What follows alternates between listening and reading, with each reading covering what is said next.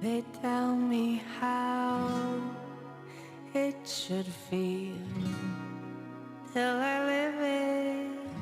It's ideal. Time flies by, only alone.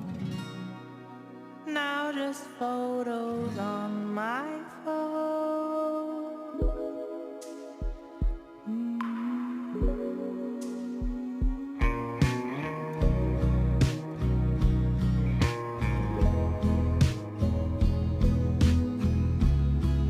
I cannot see it, or I choose blind.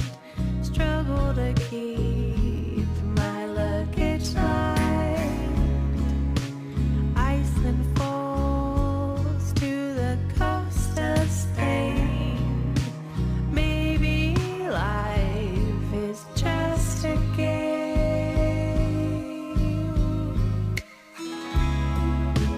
Float free as I please.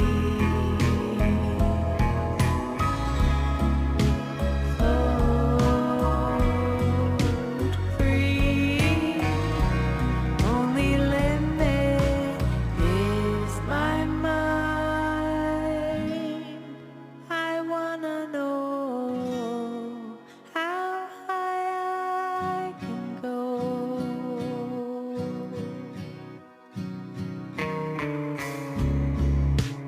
All makes sense when looking back. 2020 in a moment lasts. Slapped away, some give, some only take. I get wiser with scars to prove. Float free, pleasing me. Float free, only limit is my mind. I wanna know how high I can go.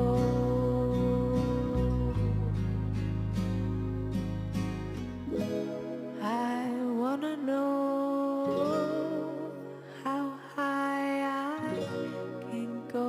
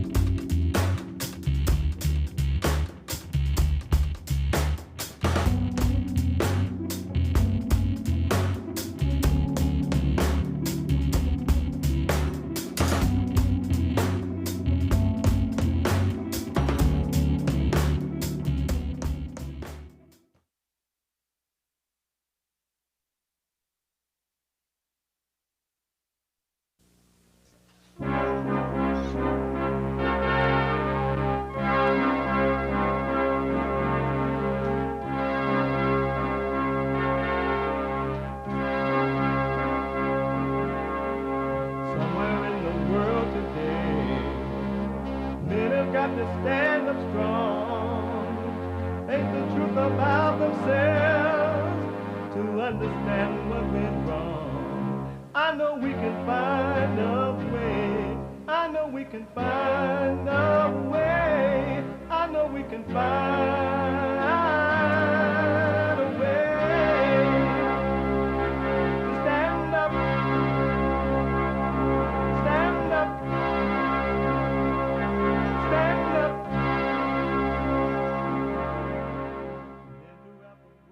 Uniting the races with truth instead of dividing them with lies. We're also rebuilding the family by rebuilding the man. I am JLP Peterson. Good morning. Hi, y'all. It's the beginning of the week again. I hope you had an amazing weekend. I did. It was so amazing.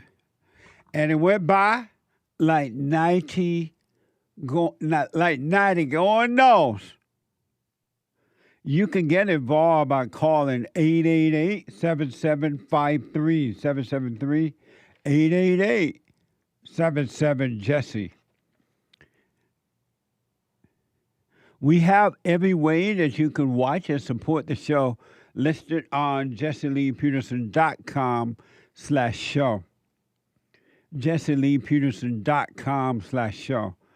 And you can, if you have things to do this morning, this evening, this night, or already Tuesday morning, and you would like to listen to the show while it's happening, you can podcast, but you can be listening to the show on your iPhone or iPad by calling the listen line on TalkStream Live at 605-615-4131. 605-615-4131. And to donate and have your comments read out loud, go to buymeacoffee.com/JLP Talk. buymeacoffee.com/JLP Talk or Bond JLP Cash App. Bond JLP Cash App. Amazing. And last week, biblical question, is there anyone smarter than you? We're going to get to that in a minute, but first, it is Monday. And though we take all calls, we take the ladies' call first on Mondays as they come in, because Mondays is let it be written and will always be let it be known and let it be said. Female Monday. All my life I had to fight.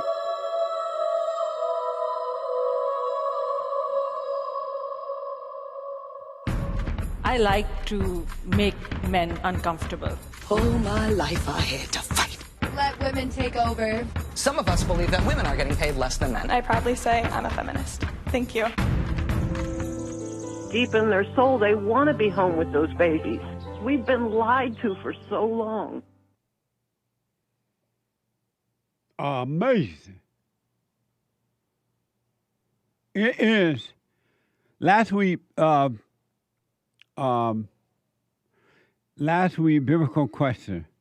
Is there anyone smarter than you? We dealt with it somewhere yesterday in the fellowship. And check out the fellowship if you missed it. Or if you just want to watch it over again. rebuildingtheman.com/church, all right? Is there anyone smarter than you? No. You don't know that, but there's no one smarter than you.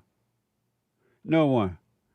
Just because a person say they have a piece of paper called a degree, no matter what the degree may be, intellectual degree, doctor degree, lawyer degree, preacher degree, prophet degree, pastor degree, counselor degree, psychiatrist, psychologist degree, president degree, vice president degree. That's not a sign at all that they're smarter than you. Zero sign. And if you really pay attention, the so-called smart people are the one that created the hell on earth.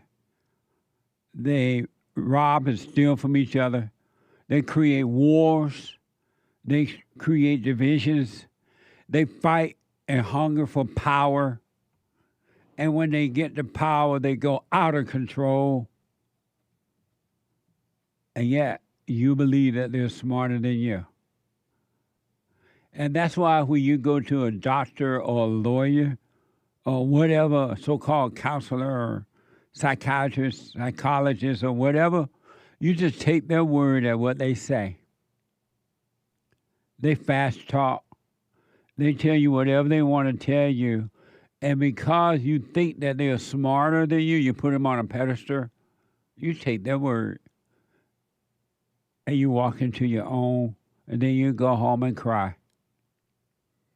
What a sad way to live. No one is smarter than you. No one. Know thyself so you can know that. Really. Know thyself so you can know that. Brand new biblical question. And it's like, I thought last week, I keep thinking the biblical questions are doozies. And then lo and behold, another doozy comes along. Lo and behold, another doozy. This one is a doozy. Matter of fact, we were torn between this one and another one. We'll use that one next week if the Lord is willing and the creek don't rise. This is a como televu. Si, senor. Y'all ain't got no sense. When my master said he sick, I said, yes, master, we sick. This is a doozy. What's the difference between the facts and the truth? What's the difference between the facts and the truth? This is like, And these biblical questions are for those people, men and women, boys and girls, who want to know themselves. Know thyself. And the problem with the world today, people of the world today, knowing thyself is probably the most unimportant thing about themselves.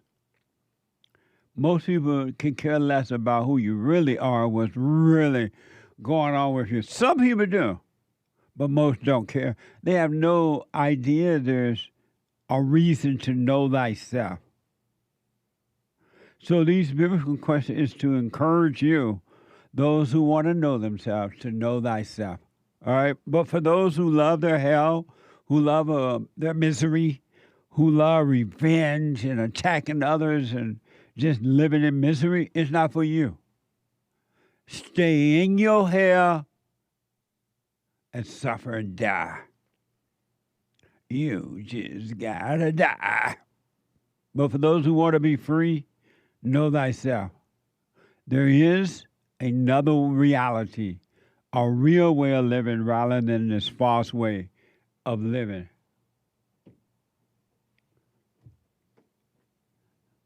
It is a spiritual battle, a warfare between good and evil, right versus wrong.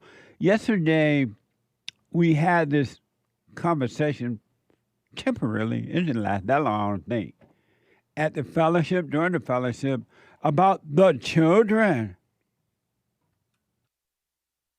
What about the children? And what I realize is that people lie. And lie. when they say they love the children. They care about the children. They're lying. They can care 2 cents about the children.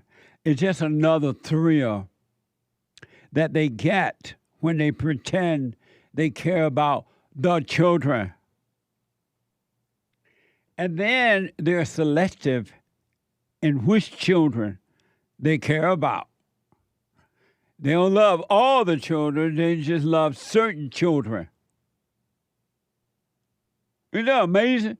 The children. And then they're only thinking about the children because the government or somebody in the media talked about the children because they may want another vote or another program or something. And then all of a sudden, everybody wants to talk about the children. Human nature is so wicked, you cannot understand it. They don't care about no children. I mentioned yesterday in the meeting, if they cared about the children, what about the children that are being taken away from the fathers all the time? What about those children? The mother go to court and she lie and say, my husband is abusive. He's abusive to the children. He sexually molested the children, whatever she want to lie, she want to make up. And the court goes along with it because she's crying. Because they don't know when she's crying, she's lying. Or even if she's not crying. And there are thousands of children who are being taken away from their fathers around the world every day. Nobody cares about that. And the children suffer as a result of being taken away from the father. There's no protest against that. You just believe the woman when she says whatever she says about the father, and the kids suffer. Do you care about those children? How about the children who are aborted inside the womb? Every day, children are being killed inside the woman's womb, the man's children being killed. They even got it now where they call it a morning after pill or something like that. You can have sex all night and then the next morning pop a pill, kill the baby. What about that? What about that? What about that? You don't care about that. Zero care. What about the children who have been taught to hate their fellow man allegedly because of color? Little children killing, robbing. What about those children? Which children do you care about? Since you care about the children. A young man at the meeting came over after the meeting and said, well, if I see a child being captured and thrown into a truck, I'm going to run down there and try to save that child, help that child. And I said, well, yeah, that's a different situation. If you see the child being picked up and thrown in a car or truck, but even then, you don't know what you would do. You have to be in that situation to know what you would do, because the person have a gun, are you going to run over there and save the child? If the person has a gun, human nature is so wicked and deceiving, it's not even fun. They just lie. And they hate one another. Human nature is pure wickedness because it's the nature of evil. Even if somebody was kidnapping somebody's child off the street, you don't know what you do. You have to be in that situation to see what you do. Because if they have a gun, I ain't running over there. I'm like, I'll call the police.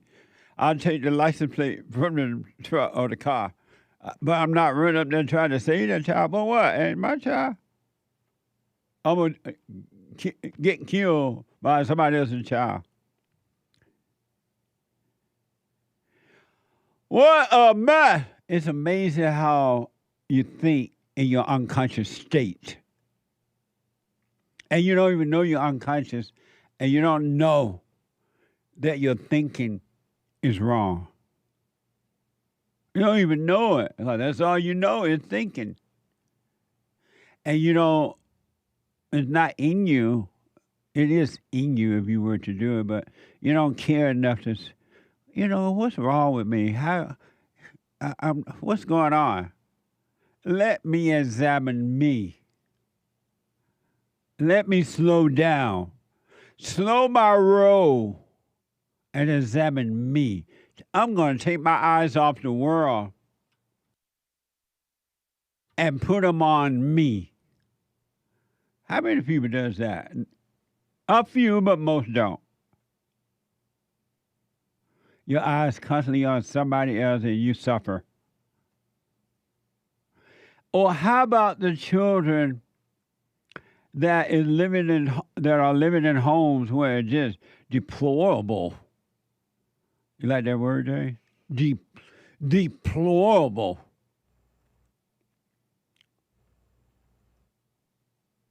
NBC6 is reporting. A mother has been arrested after her 9, not 1, not 2, not 3, not 4, not 5, not 6, not 7, not 8, but 9 young children were found living in deplorable conditions inside their Miami Garden home. Watch this from NBC6. Miami Gardens mother of 9 is in jail this noon, accused of child neglect. Yeah, police say several children were covered in filth and garbage covered parts of the home when officers arrived. Hey, Marissa, how did officers know something wasn't right here? Police were initially called out here because of reports of a fight, but police tell us that as soon as they arrived, they could tell something was wrong. They said that they could smell a foul odor and that it seemed pretty clear that the children had not been well cared for. And in the end, their mother was arrested. Police have identified her as 30-year-old Ashley Jennings. She went before a judge a short time ago on a total of 9 counts of child neglect, 1 for each of her children. Miami Gardens police say that the children, who are between the ages of 1 and 10, appeared to be unbathed and covered in filth. The arrest report says that there was feces and roaches on the floor of the kitchen and that throughout the rest of the house was really in deplorable conditions, including garbage on the bedroom floors and flowing out of the closets. In court, Jennings' attorney asked the judge to be lenient with a bond. And police did also write in the report that there didn't appear to be any edible food in the fridge when they checked in on that. At this hour, Jennings does remain in jail on a $22,000 bond. Jenny got her hair done. She got her braids done. They look nice. How about those children? Do you care about those children? Or do you just care about the children that was at the party? How about those children? Why are you so selective in the children that you care about? This is hell on earth coming through human beings. And this is a woman, 30-something years old. She's young. She got to get her head. He got her head done. It's not like somebody doing that. Look how neat their hair is.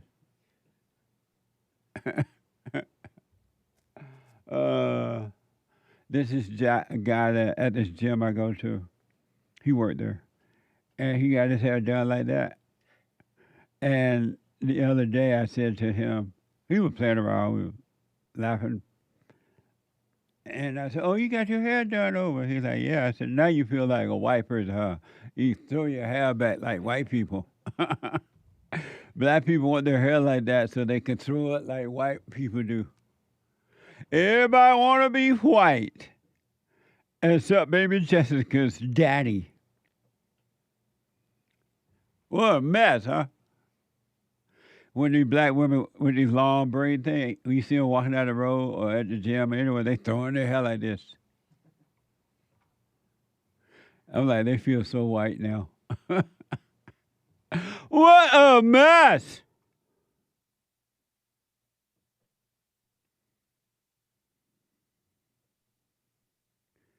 There is this woman, according to this report, and I haven't seen it yet, so my producer, Jared, would tell me about it in the meeting this morning. And so I don't know about that. I haven't seen it yet. From ABC 7.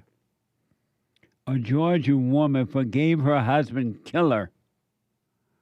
And in an emotional moment, hugged him in the court. Watch this from ABC 7. A woman forgave her husband's killer and in an emotional moment hugged him in court. Regina Johnson embraced Joseph Tillman. He is the man who killed her husband in a hit and run. She told him she forgives him and that God loves him. Even the judge said he had never seen anything like it. Joey doesn't know yet how much God loves him. Joey needs healing of things in his past, as we all do. That is our heart and prayer. Tillman pleaded guilty to charges including homicide by vehicle, DUI, and reckless driving. He was sentenced to 20 years with prison time suspended if he completes a 2-year inpatient rehab program. The Johnsons were married for 50 years. What do you think about that, Hate? I don't know, so I haven't said to Hake or anyone. What do you think about that? Terrible. Hake is here of the Hake Report and an expert on the Jesse Peterson show. So what? Terrible story. Which part? The forgiving part or the fact Or the he killing? killed? Yeah, the killing of the older guy. Oh. Yeah. And what you think about the forgiveness? That's nice. What's nice about it? I don't know. It's just like it's just kind of like emotionally nice. Well, at least you have on the right shirt today, then. My shirt reads, "You are a beta male." It's pointing at you, not me. Oh, you like that emotional forgiveness? Was nice. He has on the right shirt, right, for the occasion.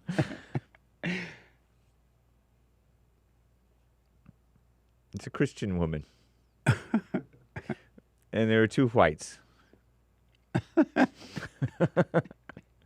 there's a big white young man who apparently it sounded like that based on the story, drunk driving and hit and run, killed the guy. Yeah. What a mess. That's what it said? Yeah, that's what the clip mentioned. Oh, okay. Yeah. What do you think about Anchor Baby, the woman forgiving and hugging in the court like that? Well, I know that it's nice because it's like, oh, I forgive you. It's Christian. But all my little ego came out. I'm like, I wonder what my first thought was, wonder what he's thinking in death, which is strange, right? It's like, what do I know what he's thinking? He's dead, but I wonder what he's thinking about that dead hug. Man thinking? Yeah. I'd be like, all right, honey. Do you have an extra shirt which you hate? Wouldn't it? I think I'd have to run out to front office see if we have any. It's like, all right, honey, you forgave him, but okay, calm, relax, like, stop hugging him. Derek, what do you think about it, my producer? This forgiving in the courthouse like that. Yeah, come here. Real fast. My producer. Amazing. So what'd you think about it, Nick? I don't know. I just judged it. I was thinking that guy's not gonna forgive or whatever. What guy? The guy who did the drunk driving. He is not gonna forgive, or he's not gonna. It was like a feel good moment. I don't know if that's the lady is forgiving him. Right. What do you mean by he's not gonna forgive? That's not the word I should be using. What am I thinking of? I don't know what they're talking about. He's not going to change or repent or whatever. Repent is the word I was looking for. Oh, I see. That's the word. I got you now. Okay. What do you think about it? Derek, my producer, and another expert here. What do you think about that woman? You saw the video, right? I saw the video. Yeah, you gave it to me. What do you think about that woman forgiving? I thought it was awesome. I think, yeah. I shouldn't laugh. Do you have another baby? Why were y'all laughing? I wasn't even. I didn't even tell a joke. That was. Oh yeah, you told a joke. God is an awesome God. Yeah, God is an awesome God. He reigns. Oh, we all know that one. That guy died too. What guy? The guy who sang that song. That guy's an awesome God. Yeah. Why he died? Rolled over in his Jeep or something. I don't know. Some Oh. type of accident. So, Derek, because Nice. of time, Because of what did time. you think about that woman forgiving? I thought it was. I thought it was amazing. I think a lot more women should be like that for sure. I'd say wives should look at that woman and say, "Right on, amen." She was able to forgive her husband's killer, and reflect that. I think that's awesome. I think it shows her heart for sure. What's amazing about it? I think it shows her heart that it shows the power of God for sure. In what way? In a way that it's her putting herself last, like her own ego, her own righteousness or whatnot to the side, and forgiving this guy. She's saying, it's not about me. It's about you. It's about you and your relationship with God, because I'm going to see him later, for eternity. So you think that woman was serious about forgiveness? Yeah, I think so. You James? I didn't say that. I'm asking. Oh. I mean, she just followed the Christianese kind of way. Right. Yeah. Christian so I don't. kind of way. Yeah, I mean, it's easy. satanic. What's going on? When you find out you find out like the circumstances of the killing, Right. that it was like an accident, and then he ran away because he was drunk and young and dumb. Right. Then that's easier to hug the guy, I think, and also she's a Christian, and she just said this Christian stuff, and it's just like a training. You're trained up to be like that. Amazing. You see that all the time, actually. Yeah. I think she was honest, though. gonna say that. How could y'all not tell? They act like it's rare, but it's not. Nick, Was she not honest? What do you think about her forgiveness? What I think about it, I don't know. I thought, honestly, I'll just tell you what I was honestly thinking. Even though I think it's a judgment or whatever, I was just thinking she's phony. I was thinking he's phony. I was thinking like they're gonna hug it and cry it for a moment here. I was thinking, I wonder if she forgave him, hugged him real fast because 50 years was a long time and maybe it didn't go. I was thinking all sorts of crazy things. But that was what I was sincerely thinking. Super satanic. What? I said super satanic over there. Oh. He was lost in his thoughts. One thing for sure, that was all thrill. All thrill. That woman ain't forgive more than a bat in hell. What'd you see? Was it the twinkle in her eyes? No, it was a thrill, emotional Christian thrill. And to get attention and feel good about it and go out and say why she did it. That wasn't no real forgiveness. Really? Yeah, what is she forgiving him for? For taking her husband away. Oh, Lord. Yeah. No, that was just a thrill. Really? As Haight said, it was just a Christian thrill of so-called forgiveness. What would the real thing look like? Not like that. Not like that. Not like that. Not like that. That's actually like disturbing and traumatizing to have it go mute when you're talking. I know, yeah. Not like that, Derek. You think so? I know so. Well, that was probably going to be the last time she saw that guy before he gets, sent off to jail. Well, he's just going to go to a rehab program for 2 years. Right. He doesn't have to do the 20 years in prison. Oh. 888-7753-773. When I come back, your phone calls and super chat. Thank you, my experts. Thank you. Oh, amazing. Back in a moment.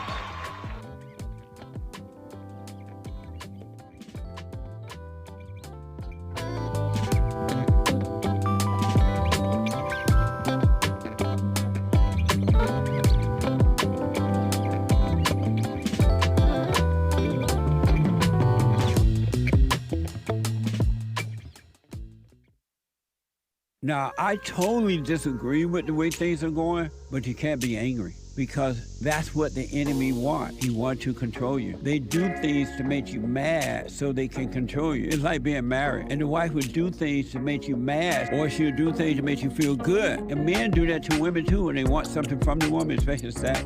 They'll make her feel good or they'll make her angry. And the woman's gonna have to say, you don't want to be angry. You want to speak up. You want to disagree with what's going on. It's wrong, but do not be angry. Then you won't have fear. You won't have doubt. You won't have worries. You'll be able to see, but you got to stay away from anger. That's why you must forgive your mothers and your fathers so that you can overcome the spirit of anger. It's a spirit and it's wicked. Nothing good in anger because it has no love, folks. You need love to defeat evil. And love is not a weakness. It's a strength. It's from God. It's His nature.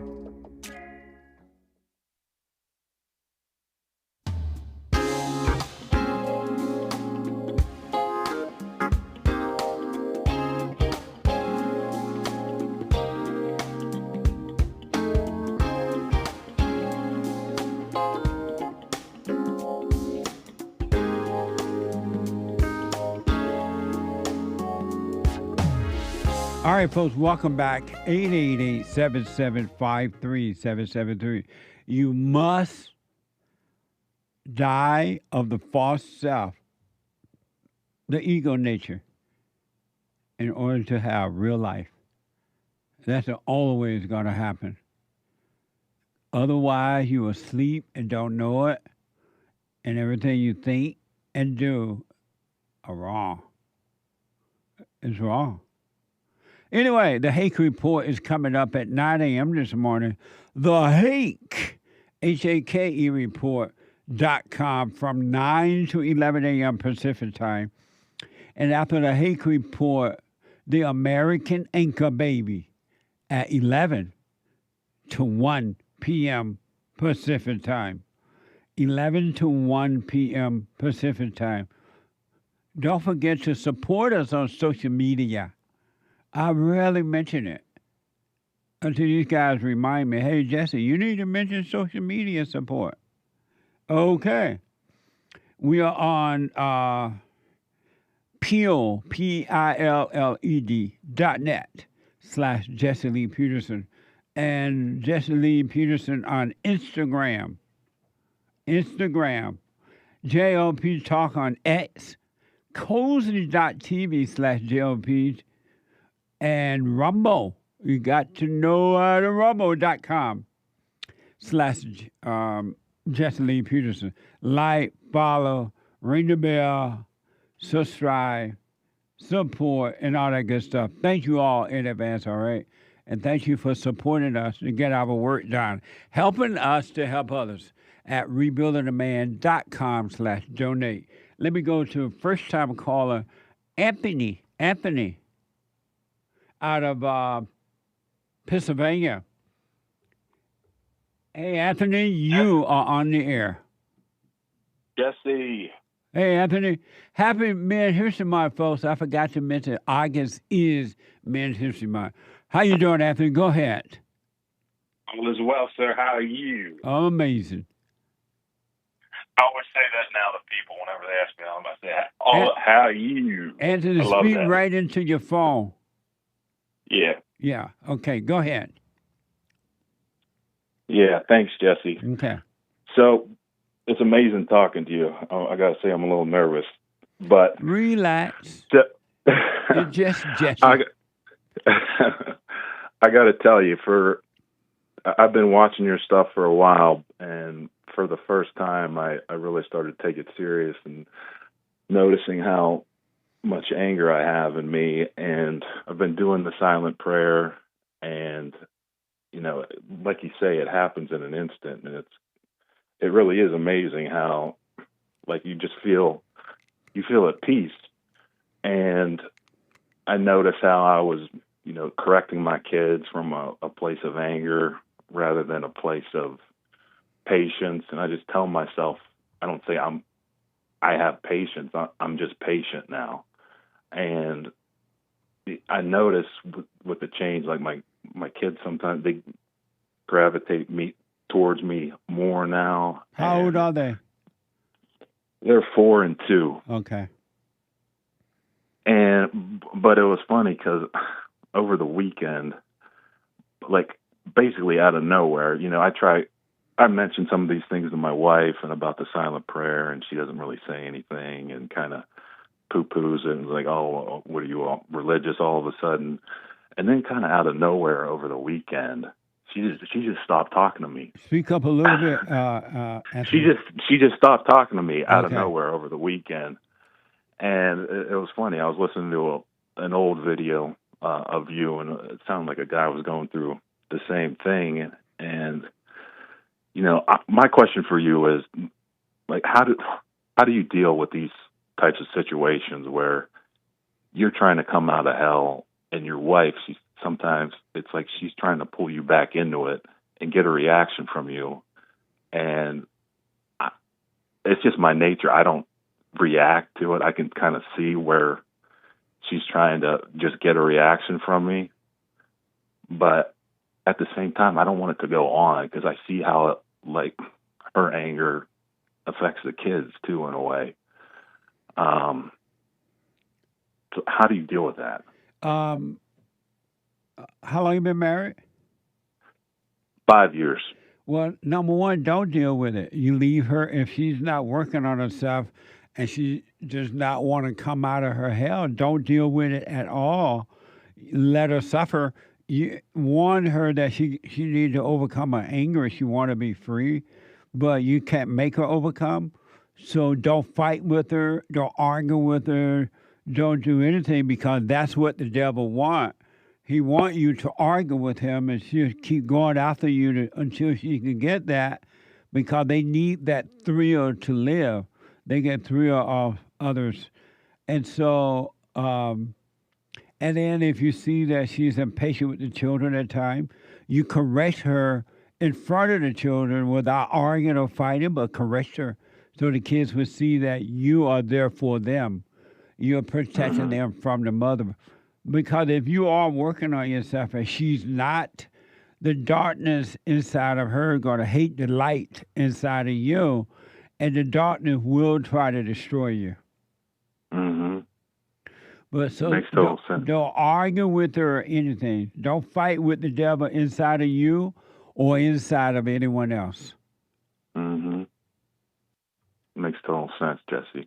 And one last question. I know I had a really special, kind of ideal childhood. Like my dad is definitely an alpha male. He went to work, was always there for us, coached us in all our sports, did everything. My mom stayed home, took care of the house.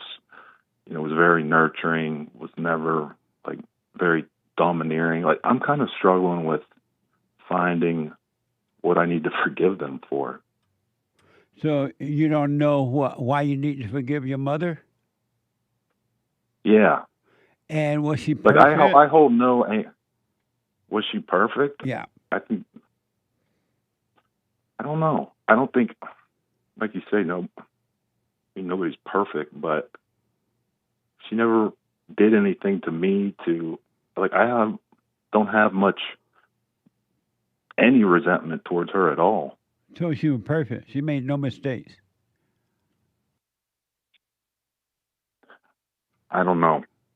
I don't think she did. Well, don't make up anything. Just stay with the silent prayer and watch what's happening inside of you, and you will see for yourself. Because if your mother were perfect, you would not have married a woman just like your mother. Or you would have married one that was perfect too, but you married your mother. Mm-hmm. Does your wife obey you? No. And I can kind of see my wife, she's 3 years older than me. 3 years older? 2.5, okay? So why did you marry an older woman? Why? It's just from a maturity standpoint, we're kind of equal. No, you're not. Yeah. I know. I can kind of see it too. I notice my tendencies in a way, and she's a doctor, and I do really well too. But she makes a little bit more money than me, and I noticed that resentment from her. Like she has a tough job and still has to take care of the kids and stuff too. But so if your mother and father are so perfect, how did you end up in that situation? Probably out of my own weakness. Nope. It is out of your weakness, but you were made to be weak. Mm-hmm. But anyway, I because of time, let me just say, you do the silent prayer and watch what's going on. And because you married a woman that's a doctor, make more money than you, and older than you, there's a reason for that. And you need to find out why you did that. Mm-hmm. And that's why she resents you. She resents your weakness. She's financially doing, in her mind, doing better than you. You need her more than she needs you. She doesn't have a reason to be with you. Mm-hmm. So if your parents were so perfect, how did you become so imperfect? I could see that in some ways they made life too easy for me. My dad probably did too much for me growing up, or tried to fight my battles in some ways. Speak up a little bit. I could see how my dad kind of did too much for me in some ways. Like tried what? to fight my battles too much. Give me an example of what you mean. Like sometimes financially, like he helps us out, like when we don't even really need it. Like giving us money. You mean your other brothers and sisters? Yes. Like whatever he does for my sister, he does for me. Like he wants us to enjoy his. So have you? He doesn't want us to wait until he dies for us to get. He wants to see us enjoy it while he's still alive. And so why don't you forgive him for spoiling you like that and weakening you? Yeah. Yeah, you're right. No, that was a question. Why don't I? Yeah. Because I would feel guilty. Of what? Because he would feel bad. I don't know.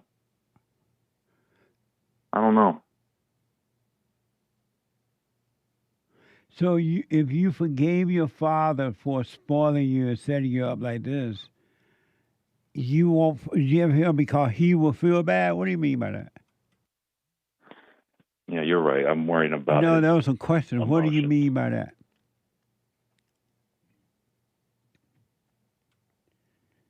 I don't know. I don't know what I mean. I think I have to pray on it. Pray on what? Why? What's holding me back? So do your wife stay home and raise your children? Does she She's stay home on Mondays. She's What? home on Monday. She's home on Monday. She works 4 days a week. And who's with the children in the meantime? She's with them today. And No, then I mean like when she's not there, who's watching over them? I am, or my mother, or my mother-in-law. That's amazing. Mm-hmm. No wonder your wife resents you, man. You're so weak.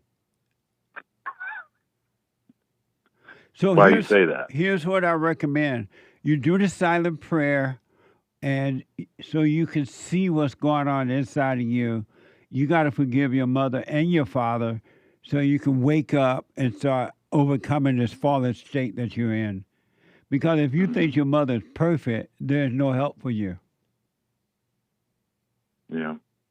And then you forgive your father for weakening you like that rather than teaching you to be independent while you were growing up. But it's not like he spoiled you. Mm-hmm. So stay with the silent prayer and watch that. You'll see what's going on, all right? All right. All right, Thank bro. you, sir. You're welcome. Bye. 888-775-3773. Brandon out of Canada. Brandon, you're on the air. Hey, Jesse. Hey. Happy Man History Month. Thank you. Happy Men's History Month. How you doing? All is well. So I wanted to talk about the fellowship when you guys were talking about, you know, how to deal with coworkers. Okay, go ahead. Hello?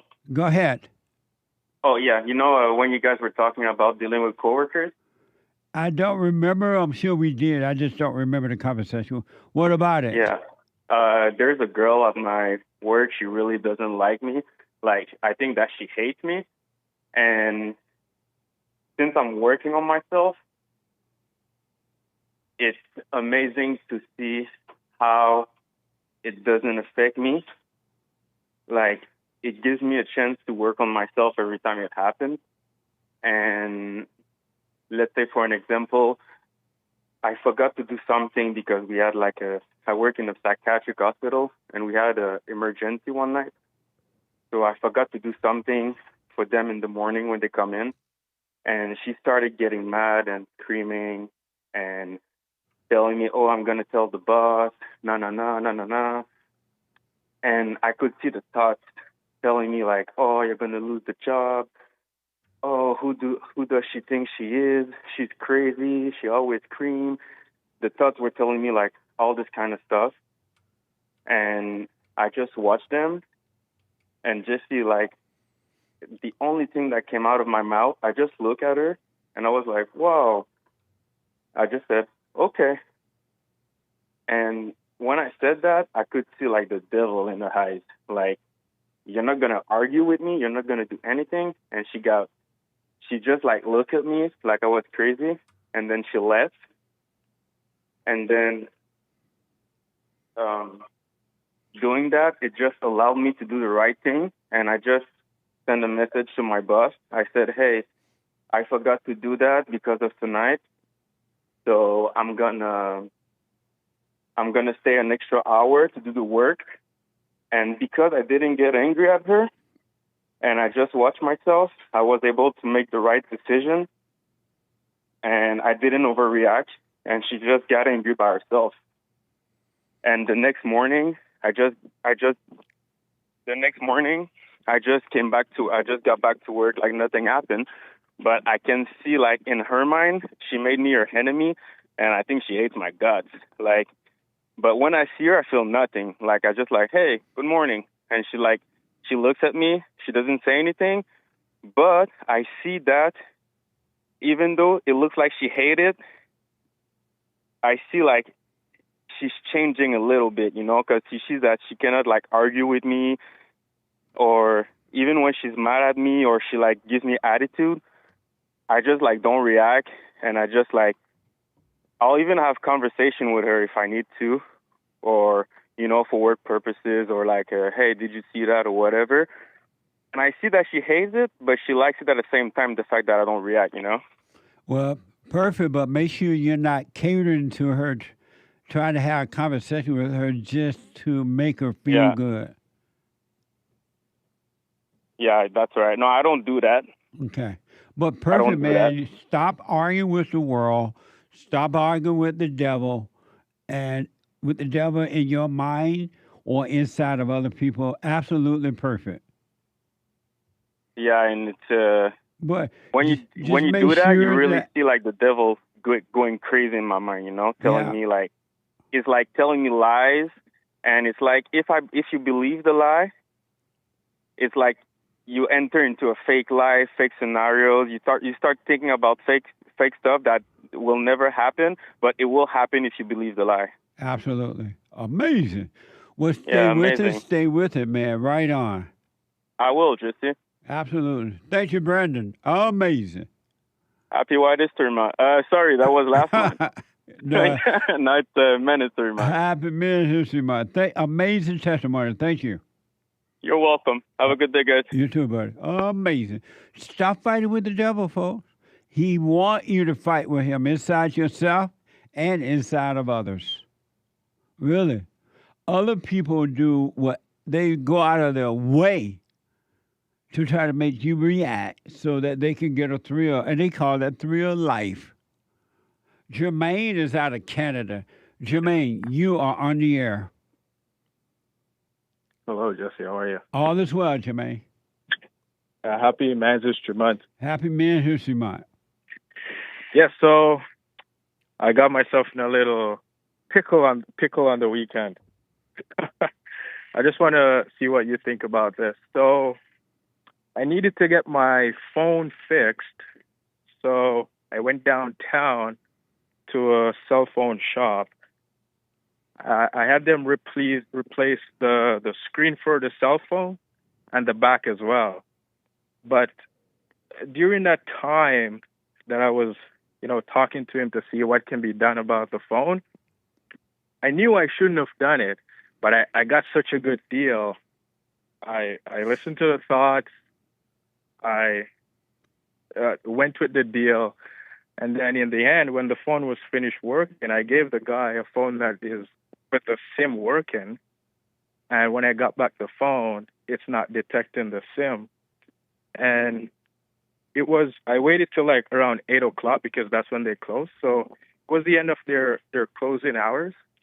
And then after that, I told him, like, listen, the SIM is not recognized. The phone is not recognizing the SIM.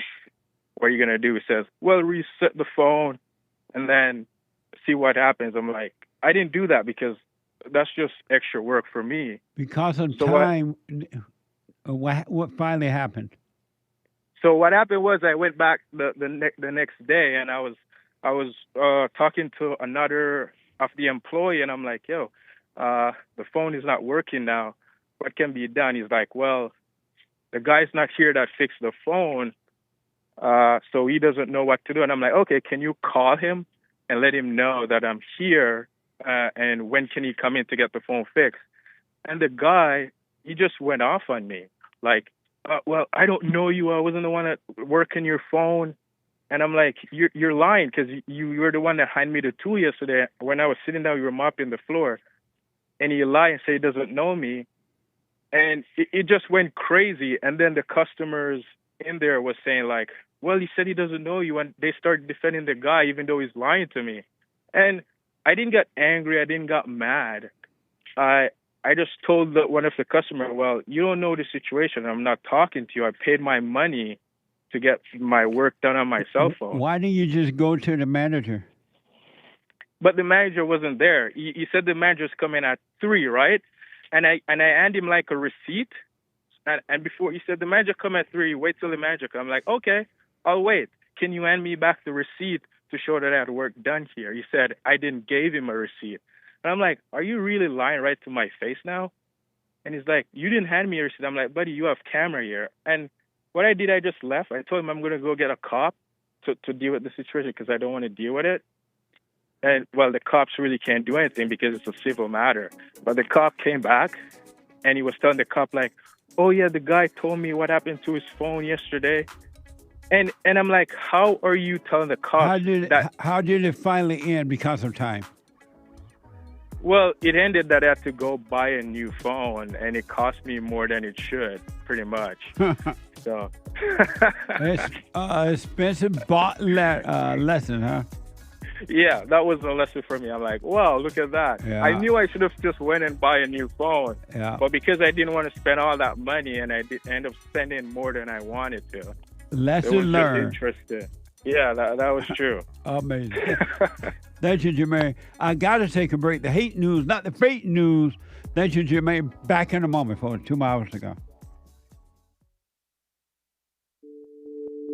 Like, my cousin, sent me you, and I thank him for that. It was more of a, he thinks the whole, everything's a joke. That just adds a little spice to it. But in the heart of what you're saying, there is real things going on. And people want to overlook that. And I'm telling you, Mr. Peterson, I'm not one of those people. And I thank God that, he showed you to me. And sometimes we just need some Jesse in our lives, I guess. I wish we had more brothers like you. We need more brothers like you. Because we don't have most guys that can, lead black people into the right direction. And I thank you for that, because a lot of people will be like, man, it's still going on. It's racism. Yeah. And I try to tell them, watch his show. Listen to this brother. He's telling the truth. Take no thought about tomorrow. Yesterday doesn't exist. And you're going to see, man, God is with us and all is well.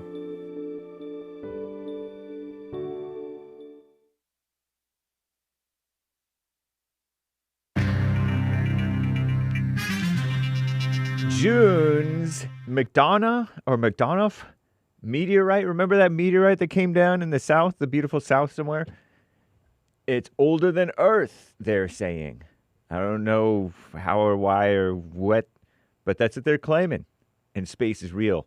And mess in Gaza and mess in D.C., Washington, D.C., that is. The swamp itself, one of the worst places crime-wise in the world, at least in America, I should say, right? Terrible.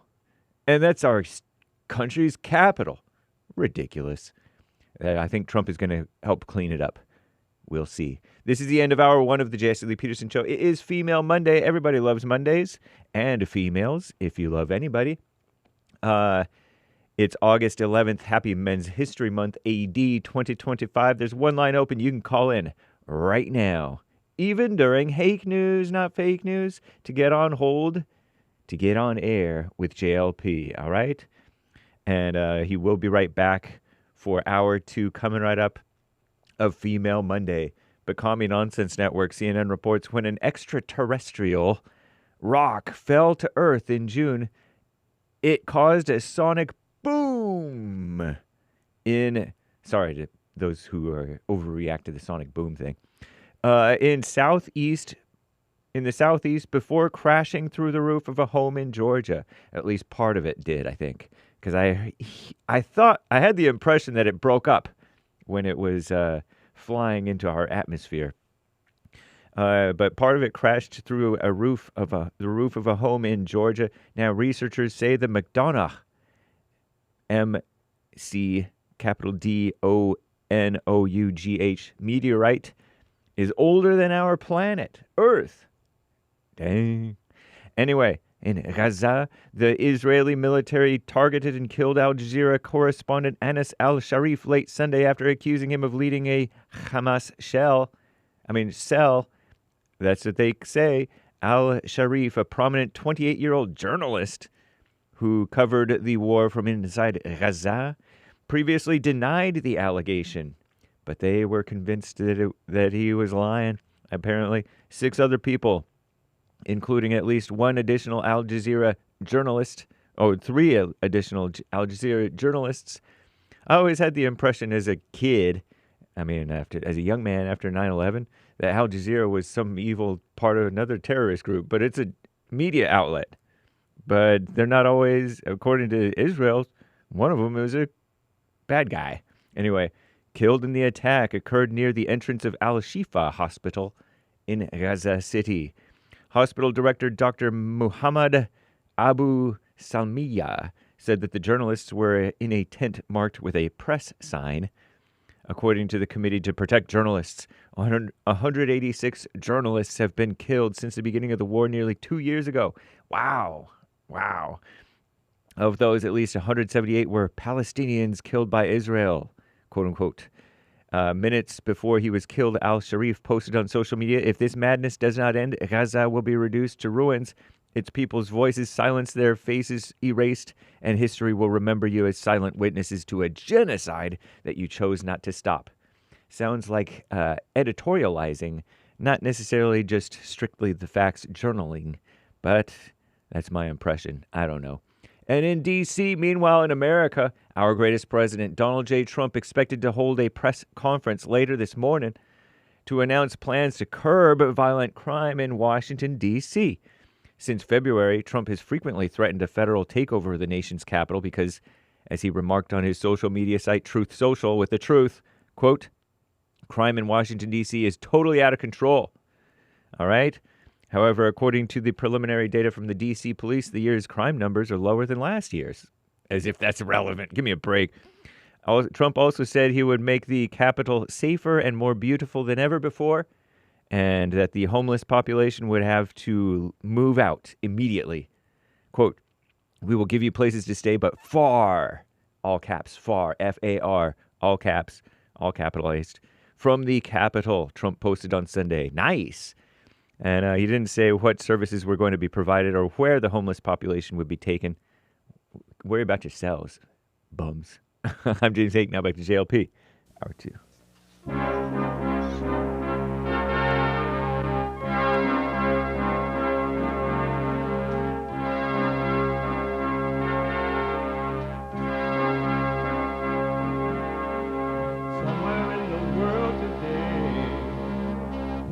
got to stand up strong. Think the truth about themselves to understand what went wrong. I know we can find a way. I know we can find a way. I know we can find a way to stand up, stand up, stand up. Uniting the races with truth instead of dividing them with lies. We're also rebuilding the family by rebuilding the man. I'm JLP Peterson. Good morning. It's the second hour of Monday Morning Show already. You can get involved by calling 888-7753-773, 888-77-JESSE, Jesse, Jesse. And brand new biblical question. Brand new, a doozy. What's the difference between the facts and the truth? What is the difference between the facts and the truth? We have every way that you could watch and support the show listed on JessieLeePeterson.com/show. JessieLeePeterson.com/show. And if you're running around, we are heard around the world. Monday through Friday from 6 a.m. to 9 a.m. Pacific time, 9 to noon Eastern time. By everybody and their mama. And if you're black, everybody and their mama. So if you're running around, you can podcast the show, but you can still listen on your iPhone or iPad by calling the listen line on TalkStream Live at 605-615-4131. 605-615-4131. And to donate and have your comments read out loud, go to Buy Me a Coffee. BuyMeACoffee.com/JLP Talk or Bond JLP Cash App. And I'm going to get to your super chats here in a minute. It's Monday. And we take all calls, but especially the ladies first on Monday because it is Female Monday. All my life, I had to fight.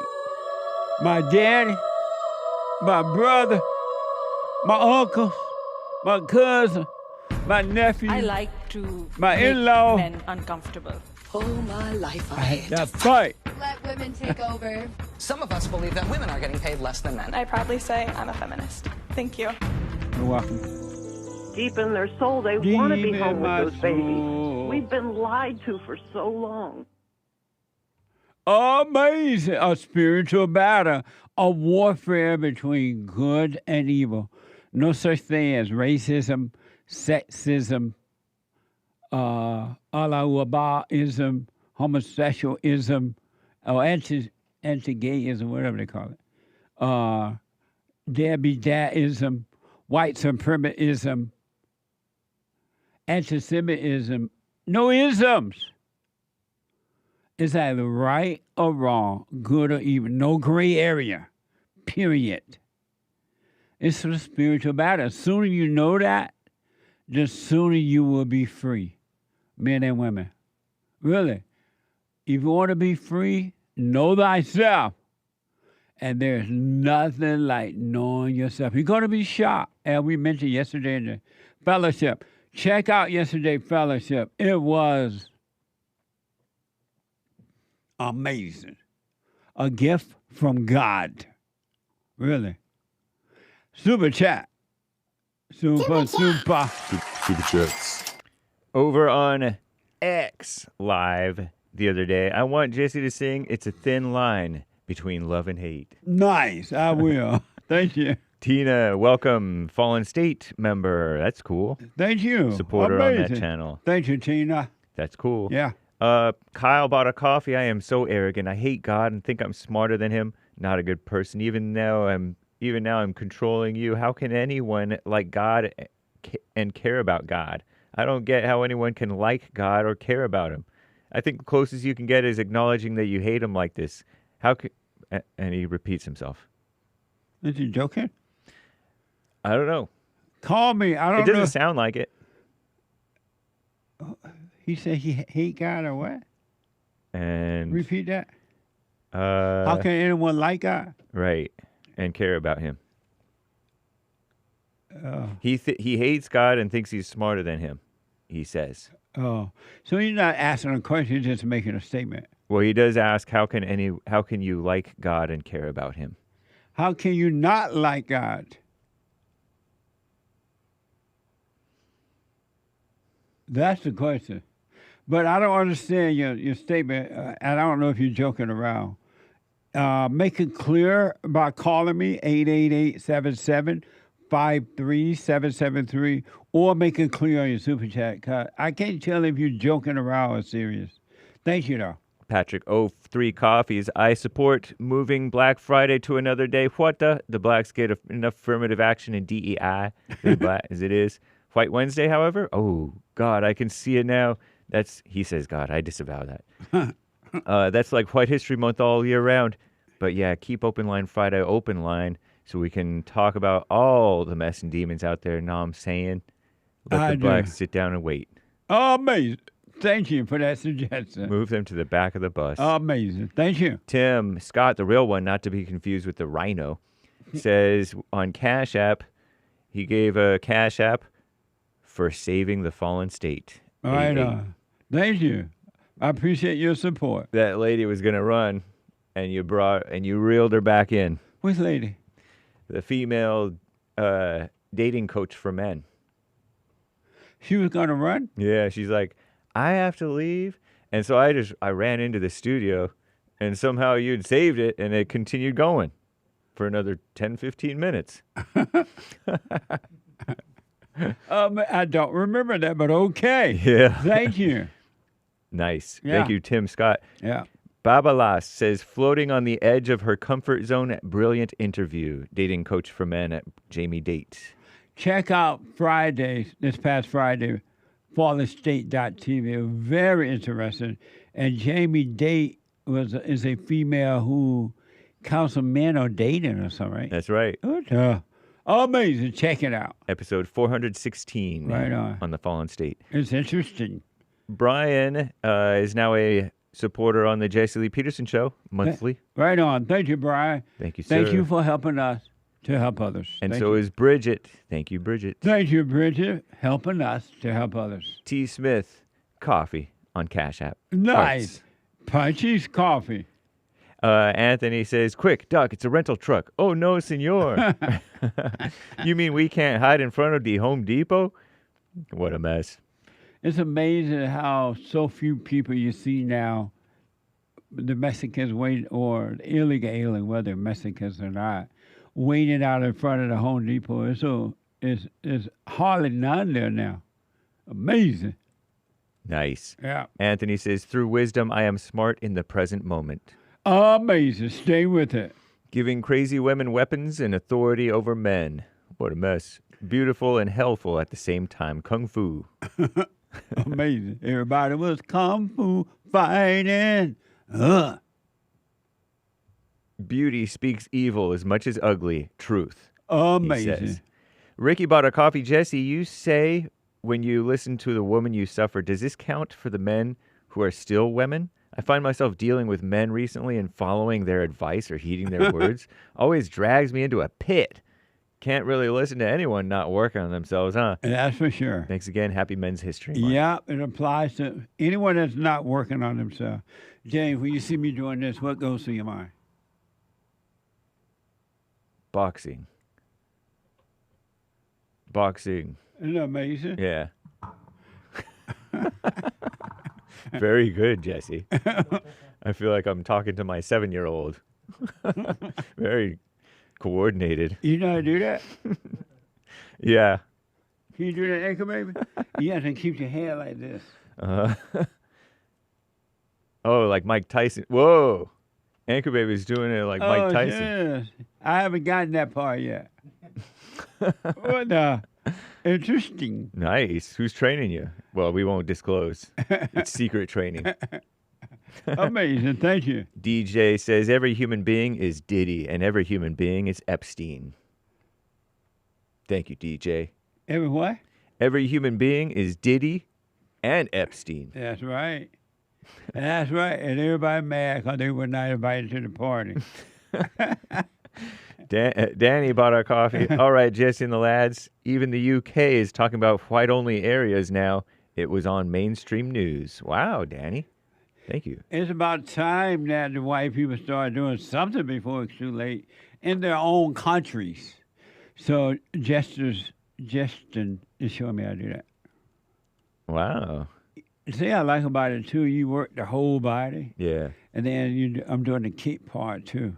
Oh, nice. Will we show you how to keep parts? I don't know if we have the space. Oh, okay. Danny says, all right, Jason and the lads, Men's History Moment. Enoch Powell, a fascinating white man from Birmingham, England, warned everyone what would happen to England if they kept letting everyone in the country, but he was scoffed at, and they called him racist. Amazing. Wow. Thank you. Men's History Moment. Very nice. Yeah. Men's History Month. I appreciate that. Thank you. Interesting, though. John is now a monthly supporter over on buymeacoffee.com/JLP Talk, saying, I appreciate what you say. Thank you, John, and thank you for your support. Really. Thank you. Jesus, helping us to help others.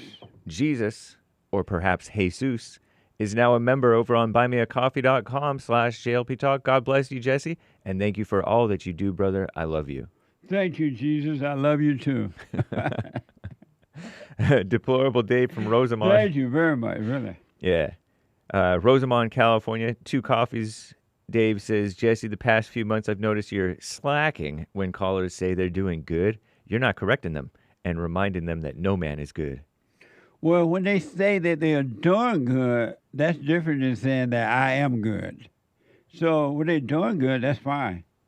But when they say I am good, no man is good. Only God is good. But thank you for the attention. But doing good implies doing moral good, not because doing well means you're doing all right. But anyway, thank you, Deplorable Dave. Yep. Tom Coffee. Hi, Jesse. Thought of a cool biblical question idea. Are you better than your father or mother for the woman? Oh, amazing. Thank you. We'll make note of that. Thank you. TTT, 10 coffees. Very generous. He says amazing. Amazing. Thank you. Thank you, Triple T. Yeah. Julie from Connecticut, Eric's wife. I realized yesterday I don't really care about the children, and then I laughed hysterically. I also realized how dumb I am, she says with another coffee. That's when right. God looks down at us, he sees us like we see the dogs chasing the cars. God, like, what the? And Julie, you're right. No, Julie, you're right. Nobody care about the children. People like all of a sudden they care about the children because they heard it in the media or they heard somebody say something bad about someone else. All of a sudden they care about the children. And you look in their eyes when they're saying this. Oh, it's the children. You look in their eye, you can tell it's just all for a thrill. They can care less about the children. What? No. Thank you, Julie. Amazing point. Keith says, Jesse, I've hit a point I can't even put words to. I'm done. In a place I can't even give up anymore. Been deluded my whole life. Don't know anything else. Hit a point where I've completely given up. No more worry about possibility giving in to Satan by giving up. I literally give up. Satan can do what he wants with me. I'm done fighting him, he says. Right. I wish you well. Don't quite understand the whole thing you're saying, but I wish you well with it. He says with a follow-up coffee, it's funny how badly I just don't want to let Satan have me. If there's no me, it's very clear what's going on. LOL. I'll call after I hear you read this so we can discuss. I have a very clear sight that it's the truth and this is right. I also have the opposite side of me that it could be wrong. So, and he goes on and on. I wish you well. Thank you. Amazing. Thank you, Keith, as always. Eric sent a gift membership over in the Jesse Lee Peterson channel. Amazing. Thank you, Eric. Nice. Lin Yen Chin. When Jesse saw his trusty horse consumed by the crazy lady under the bridge, He vowed to become the Negro Master in order to correct her and change our fate among the other species. We black.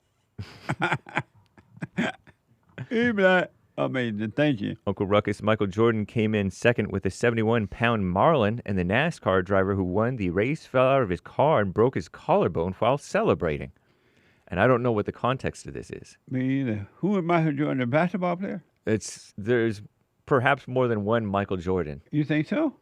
Because there's a Michael B. Jordan who's an actor. Oh, okay. Thank you. I don't know anything about what you reported on, but thank you. He also says, with another super chat, I don't know who went in my bed last night, but when I find you, ... Okay. Thank you. Lin Yenshin says, Jesse, it is the smart, as in ouch, that smarts, who worship the so-called reasonable doubt. They doubt the present moment and impose regurgitation of memory as being intellectual, as being power hungry, he says. Amazing. Thank you. Eric, he says, if you go... I can't read this. If you Amber Heard in a black guy's bed, but nobody hears you, is it still a hate crime? Thank you, Eric. Thank you, Eric. I have no idea what the reference, but thank you. Me neither. Lord Goodhair smarts equals hurts, just overreacting like you, says Lin Yenshin. Oh, amazing. Thank you. Scrap the Planet regarding forgiveness. 2 of my friends were killed in an attempted hit and run, and I forgave the guy who did it. I was in a dark place. It was one of the hardest things I've done in my life. He's serving 25 years. Why is it hard to forgive? Well, if you're in a dark place, he says, I don't know. Call in or do a follow-up. Scrap the Planet. Thank you. Thank you very much. But when people say it's hard to forgive, I want to know, I don't know what that means. Because when I saw that the problem with me is that I was unforgiven and I needed to forgive, I was glad to see it because that's where the freedom is. I don't know why it's hard. Now, I was nervous to go and face my mother, but it wasn't hard to forgive. Amazing. Thank you, though. Really. I think it's hard when people, it's impossible when people know they're supposed to, but they just don't. Because you're trained that you're supposed to forgive. Right. Yeah. So maybe be like that's that what makes lady it in that hard courtroom. / impossible. How about that Christian lady in the courtroom would be like that? Yeah. Do it for the thrill of it. Right. And he would know that it's fake. Thank you. Thank you, though. Jim in Alaska on the BQ. I believe facts are man-made and truth comes from God. Thank you for responding to that, Jim. What's the difference between the facts and the truth? Yeah. Amazing. Thank you. Eric, all thoughts, all lies, all the time about anything. Amazing. Lloyd Goodhair, let me ask.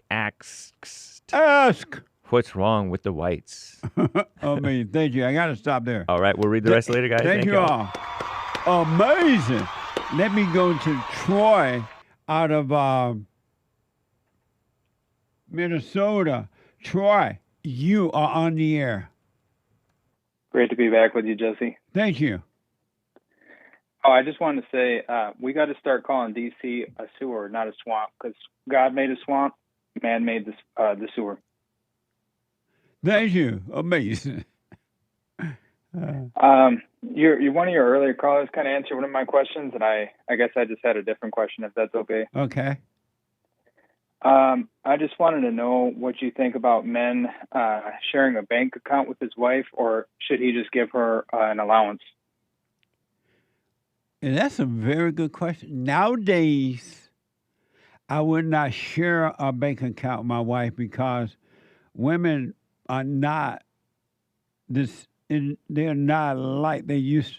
Females are not like they used to be in the good old days. When you got married, you had a marriage to last until death do you part. But now women are not. They're like angry and out of control, and they think they're better than the men. You run a risk because they will rip off your bank account. They'll rip off your everything. I wouldn't take the risk. Yeah, because I was just thinking, I talked with your friend Dinesh D'Souza, and he said that one way we might be able to overcome this is going back to a fault divorce system. I just kind of want to know what you thought about, instead of no fault, going back to a fault divorce system. I think that the right way and the best way and the everlasting way is to don't look for a wife at all, and just put, as the words go, seek first what is right, and all things will be added unto you, and love your neighbor as yourself. And if it's meant for you to have a wife, or for a wife, a woman to have a husband, you would be given that, and it would be perfect, and you wouldn't have to think about no fault divorce or fault divorce. You would be married until death do you part. Yeah, but the because I problem think is men and women are not coming together from God. They're put together by evil, and so it's not working. Oh, so you're saying they're looking at it as just a certificate, not a holy gift, right? That's why they don't take it seriously. Yeah, because it's not from God. Marriages today are not from God, and so that's why you have to fight for no forced divorce or fault divorce, whatever they're doing, because they're still of the world. They still have that same mentality and everything. Men and women do. So that's why marriages don't work. Yeah, I was wondering if I could just say one more thing here. So recently I had to leave my church because I talked to my pastor about, the order of creation, order of God that you talk about. Right. And he completely flipped out. He totally disagreed with it. And he's like, no, I think men and women should make equal decisions in the house, and that that it was actually Adam's fault that Eve sinned. And I was like, whoa. And he thinks that women should be pastors, so I had to leave that place. Yeah, it's crazy that I now hear, even when I interview people on the Fallen State TV, they'll blame Adam for what Eve did. I'm like, they are afraid to put the woman's responsibility on herself. Period. I've never seen anything like that. And everybody know that Adam had nothing to do with what Eve did. It was totally on her. But it's insane. I hear that all the time now. Yeah, because I was just curious, like, why are so many churches, and I hate to say it, even some conservative influence I don't know, they're afraid to criticize women. I'll ask them about the stuff that you say no problem with, but they're afraid to criticize women. Because do you think they have not overcome their mother, so the woman is still their God. That's why. But it's just like when my pastor was saying, like, women should be pastors, and that he thinks men and women are equal in the house, and I was like, I had to leave because, like you said, he's asleep on this issue, and it is actually dangerous. Yeah, absolutely. Amazing. Thank you, man. I appreciate it. Yeah. God bless you, Jesse. You too, buddy. Stay with it, stay with it, stay with it. Amazing. 888-7753-773. Then we go to Terry out of Oregon. Terry, you are on the air. Hi, Jesse. Hey, happy Men's History Month, Terry. Yeah, happy Men's History Month, Jesse. Thank you. I'm trying to find some men in history. I called in about the biblical question. What's the difference between the facts and the truth? Okay, so this is what came to me. I think that facts are spoken in a spirit of hate most of the time, unconsciously, and the truth is always spoken in a spirit of love. Interesting. Yeah. I want to respond, Terry, but I got to wait until Sunday. All right, thanks. Take care, Jesse. I appreciate it. Thanks for that. All right, I'll put my little 2 cents in on Sunday. Thanks. Bye. Bye now. Amazing. 888-77-JESSE. Let me go to Tony out of California. Tony, you are on the air. Good morning, Jesse. How are you today? All is well, Tony. Wonderful. I'm calling once again. I want my country back because Tony, are you like on a speakerphone or something? Bluetooth? No, No, I'm holding the phone in my hand. It's away from it or something weird. Come, Oh, maybe well, you hold should on. speak right into it. How about now? Does it sound any better? Is that better? I'm sorry. We can deal with it. Okay, go ahead, Tony. Okay. Yeah, I'm calling to see if I can get my country back because the way this country is being ran, it's going straight to the ground. And what do you mean by And that? the thing is, sir, is that we got a president, a so-called president, that's trying to put the National Guard all around D.C. There's nothing wrong with D.C. You're going to have homeless people all around the world. So you're okay with the crime out of control in D.C.? There's nothing wrong with that? The crime is not out of control. Tony, the crime has decreased. Tony, are you okay with the crime being out of control in D.C.? There's nothing wrong with that? The crime has decreased this for 2024 and 2025. Tony. Yes. Are you, crime is out of control in D.C., are you saying there's nothing wrong with that? Yes, it is something wrong with crime, but it's not out of control. What's wrong with crime? What's wrong with crime being out of control in D.C.? It's not out of control. It's not out of control, Jesse. That's your words that you always try to blow up, Tony. make things worse than what it is. Tony. Jesse. But the thing is, you Hey, got crime all Tony. around the world. Tony. Yes, I'm listening. What's wrong?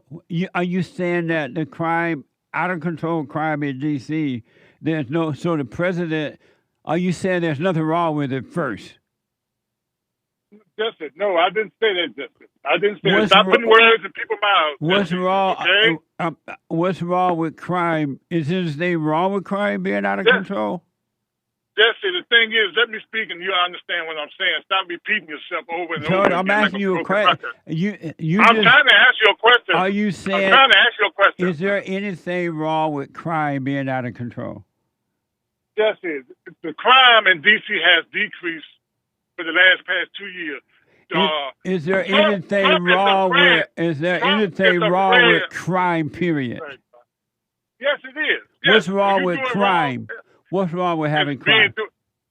It's injuring people. It's hurting people. It's hurting the government. It's hurting your surrounding community. And so, That's are you wrong with saying crime. the president shouldn't be doing anything about it? Why he just doing D.C.? Why don't he want to do all 50 states? Are you saying that the president should? Are you saying that the president, because the president is not doing anything around all 50 states, are you saying he should not do anything about it in D.C.? The man is afraid that he gonna get assassinated. Tony, That's are all you it is. saying he should not be Come doing on, anything tell the about truth. it? Tony, The man are is you? afraid. He's Tony, I'm afraid. asking you one more okay? time. I'm trying to have a conversation with you. I Are answered you that saying? question already. Are you saying he should not be doing anything about it in D.C.? Why don't he put the homeless people in some type of institution Tony, that will help I'm asking you one more capacity to time. better their life? Are I'm you asking saying a that the question, Jesse. president should not be doing anything about No, he crime should. in No, D.C.? No, he should. No, he should, because it's not up to him. It's up to the mayor and the person that runs the city of D.C. So the president should not be doing anything about crime in D.C.? No. And why not? Why he not doing anything Why about the crime not, in Florida? Tony? Why he not doing anything about the crime in Kentucky? Tony, why shouldn't he be doing something about it in D.C.? Why? Because he wasting taxpayers' dollars. That's why. By doing something about the crime? Yes. You'd rather for him to be giving money to out-of-wedlock mothers with babies than to doing something about the crime? I didn't say that. Why don't he fund the police department? Are you saying and let that? them do their job? Tony. Why don't he fund the police department and let them do their Tony, job? are you saying he should be giving the money to the people that are not earning it, or the illegal aliens or someone? What's an illegal alien? Something from space or what? I don't know what an illegal alien is. Oh, you don't That's even know somebody what from an space. illegal alien is? Is that a UFO? Thank you, Tony. I got to take a break. Back in a moment. What now? Coffee. I have my own coffee now. Punchy coffee is good. Every bag is roasted to order. Freshest flavor. Top quality. Specialty grade beans. Good. Every dime goes back to Bond, my nonprofit. And we are rebuilding the family by rebuilding the man. So when you're drinking coffee and enjoying it, just know you're helping somebody. Amazing coffee. Punchy has his own coffee now. What the? And it's so good. All the way from the plantation to my own coffee. Who would have thought? Did that coffee come from the plantation? Did I pick my own coffee? Check it out. Go to rebuildingtheman.com, rebuildingtheman.com/stores, and get Punchy's coffee.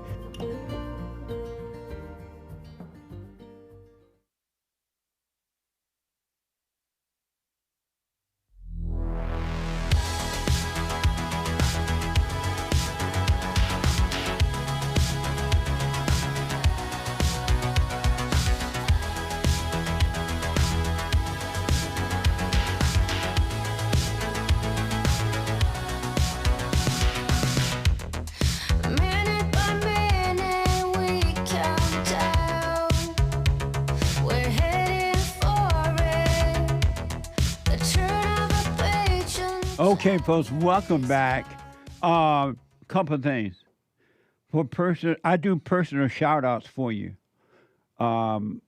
Birthday shout-outs, weddings, anniversaries, congratulations, encouragement. Whatever the shout-out is, I would do it for you. Go to Cameo, CAMEO.com/Jesse Lee Peterson. CAMEO.com/Jesse Lee Peterson, all right? And check out our merch. I have my own coffee now. Punchy's coffee. Good. Nick, are you supposed to drink coffee with cream or black? That's your decision. That's your personal decision. You can have it your way. My producer was telling me, Derek would tell me this morning that if you put cream in it, it clogs your arteries or something like that. I don't believe such anti-dairy propaganda, mostly because I drink pretty much a gallon of milk a day, and so I don't want to believe such things. I rest my case. And I grew up on dairy milk and cheese and all that kind of stuff, and I ain't never blocked my artery. Well, thank you, Nick, for cleaning that up. And I mentioned that because the Punchy coffee is good. And then we have hats and T-shirts and mugs. We even have a cup that is really made for Punchy's coffee. Can you put up? Oh, thank you. Show me that Punchy cup. There's going to night when she lies, she crying. Go ahead up a little bit. Go. When she lies, she cry. A man with anger is a murderer. A man or a woman is a murderer. And the mug. And they're going to mug. What's that mug? It's a big one, too. Oh, so my Lord. Could definitely have your morning coffee, 15 ounces. Amazing cup, huh? What the? Amazing. So go to rebuildingtheman.com/stores, rebuildingtheman.com/stores, or JesseLeePeterson.shop, I think. Maybe JesseLeePeterson.com. No, it's .shop. My bad. JesseLeePeterson.shop. JesseLeePeterson.shop. All right? Check it out. And don't forget to donate to Bond's nonprofit. You're helping us to help others, and I do appreciate it. rebuildingtheman.com/donate. So my producer's telling me, what the? He said that his holistic doctor said cream clogs your artery. Amazing. Let me go to first-time caller out of California, Tom, out of California. Tom, you are on the air. Good morning, Jesse. How you doing? All is well, Tom. Happy Men's History Month. Same to you. Thank you. I'm gonna challenge some of your beliefs. Okay. I hope we can agree to some basic rules of courtesy during this call. I hope you won't go and act beta and drop me on this call when I destroy your argument. We should disagree, Tony. Go ahead. It's Tom. Tom, go ahead. Okay, your notion of the fallen state, that's based on Genesis, right? Yes. How much of Genesis do you believe is true? I don't know. I hadn't thought about that. You haven't thought about it? No, I have not. You're basing your whole show on Genesis? I haven't based my show on Genesis at all. Well, where does this idea of the fallen man and Adam and Eve, where does all that come from? That human beings are in a fallen state, and they don't realize it. But that comes from Genesis. It does? Well, how do you know that? Because I've read Genesis. And what did it say about the fallen state? Well, you know very well what it says. What does it say? It's Adam, it's Eve with the snake and the apple, and Adam and Eve are being cast out. You know the story. Come on. And are you saying you don't play dumb with me, Jesse? Are you saying you don't believe that story? Of course not. And why don't you believe it? I don't believe any of Genesis. And let me why give not? you, because it's not compatible with the things we know to be true. And what do you know to be true? Okay, I'm going to zoom in on my favorite example from Genesis, the story of Noah and the ark. Do you know that story? No, I don't. You don't know the story of Noah and the ark. You're sounding pretty beta to me, Jesse. You're playing dumb. Tom, go make your point. Because of time, make your point. The story of Noah and the ark, as much of Genesis, simply cannot be true. And Noah and the ark is a very good example of a story that is not compatible with facts. So are you saying Genesis is not true, nor and the ark, that's not true either? Well, Noah and the ark is a part of Genesis. Is it true or right? not? Is that story true or not? It is absolutely not true. Are you a Christian? No. Oh, well, no wonder then. You're not supposed to believe it. Well, I choose not to believe this stuff because it's not And you shouldn't if you're not a Christian. Pardon me? You should not believe it if you're not a Christian. It's not for you. It's only for those who want to return to the Father. So you don't need to believe the story. I don't need to. Neither do you need to. No, you don't need to believe it because you're not a Christian. And the story is only for those who are lost and those who want to find their way back to the Father. It's not for you, so don't believe it. But you're basing your whole set of beliefs on this book that you blindly accept like a beta. You haven't heard me say that at all. Well, how do you come up with that conclusion? And you have never heard me say that. How did you make that conclusion? Okay, what is the How name did you of make your that other... conclusion, Tom? Okay, don't act like an old woman and talk over me, ignoring what I Bye, say. Tom. Tom just calling names. What the? 888-77. I really wanted to have that conversation with him. 888-7753-773. Let me go to Vince out of Pennsylvania. Tom, you're not a Christian. You're not supposed to be believing in the Bible. What the? How are you going to argue with me when you're doing the right thing by not believing in the Bible? So you have the devil call me up to argue about the Bible that he doesn't believe in. What? It's not for you, Tom. So don't believe it.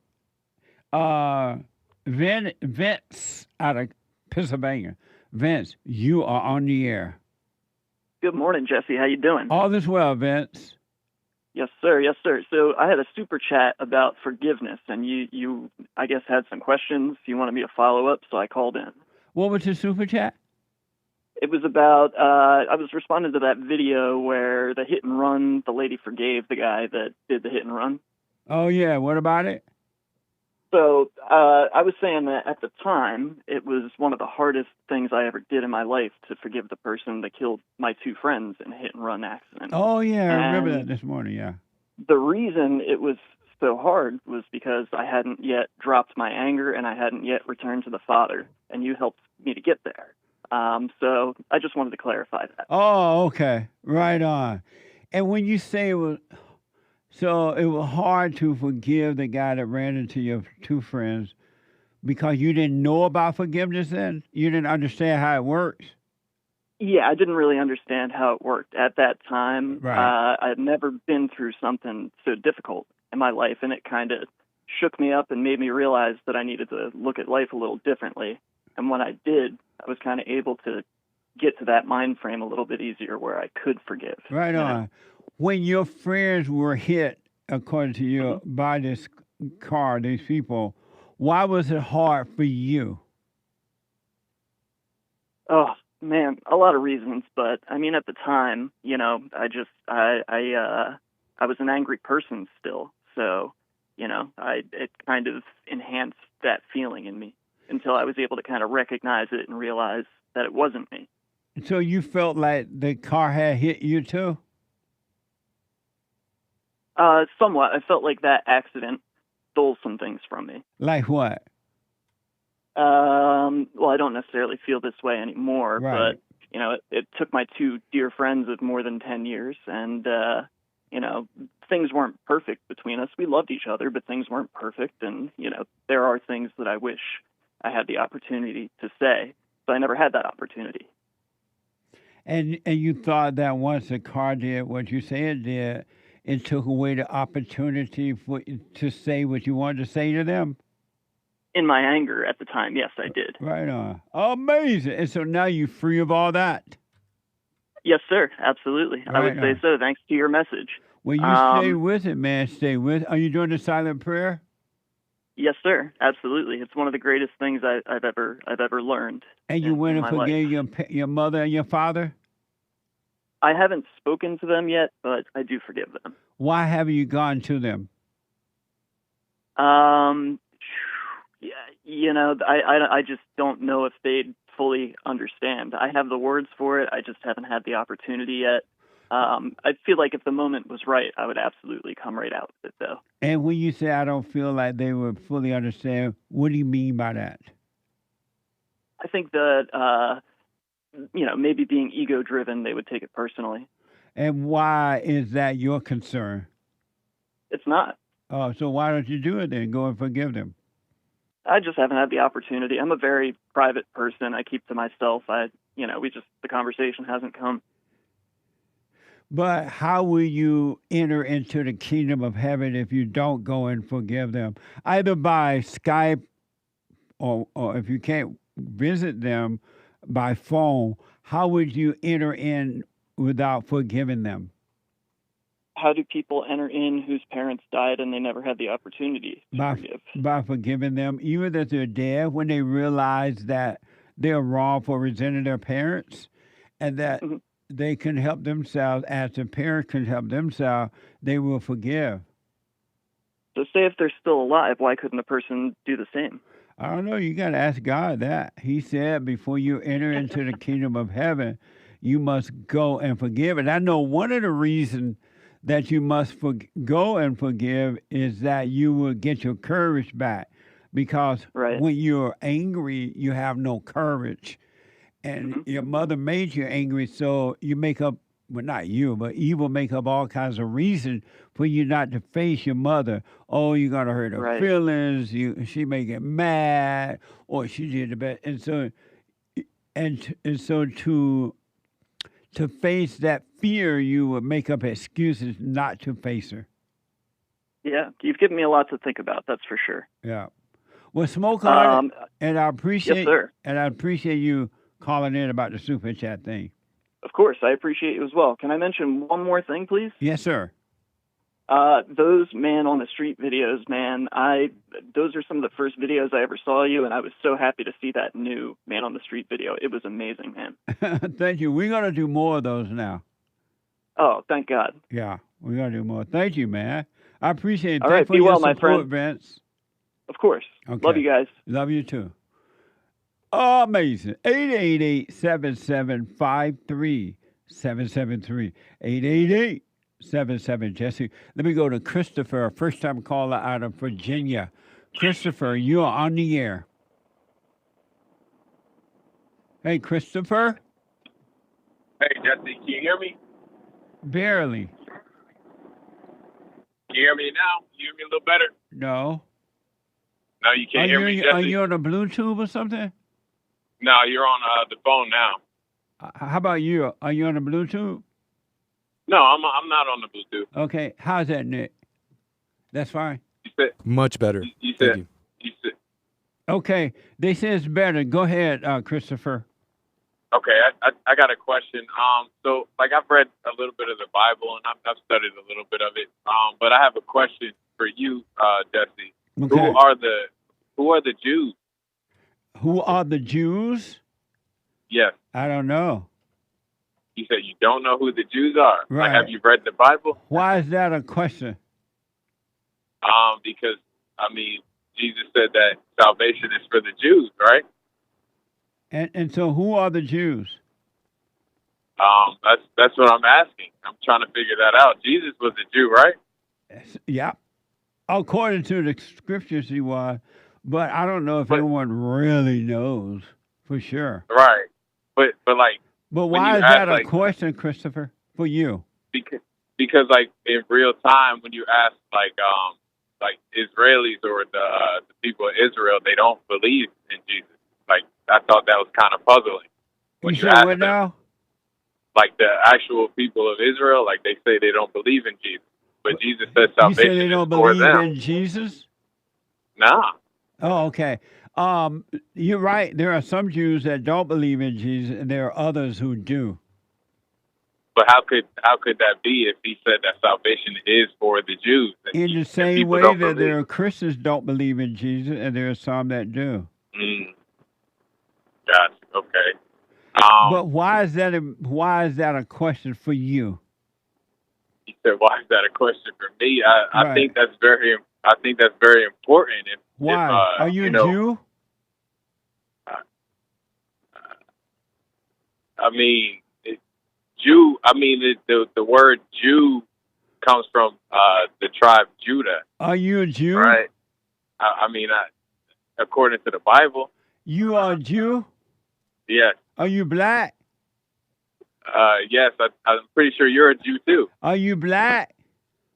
I mean, that's like a state or a color. Christopher, are you black? You a black Jew?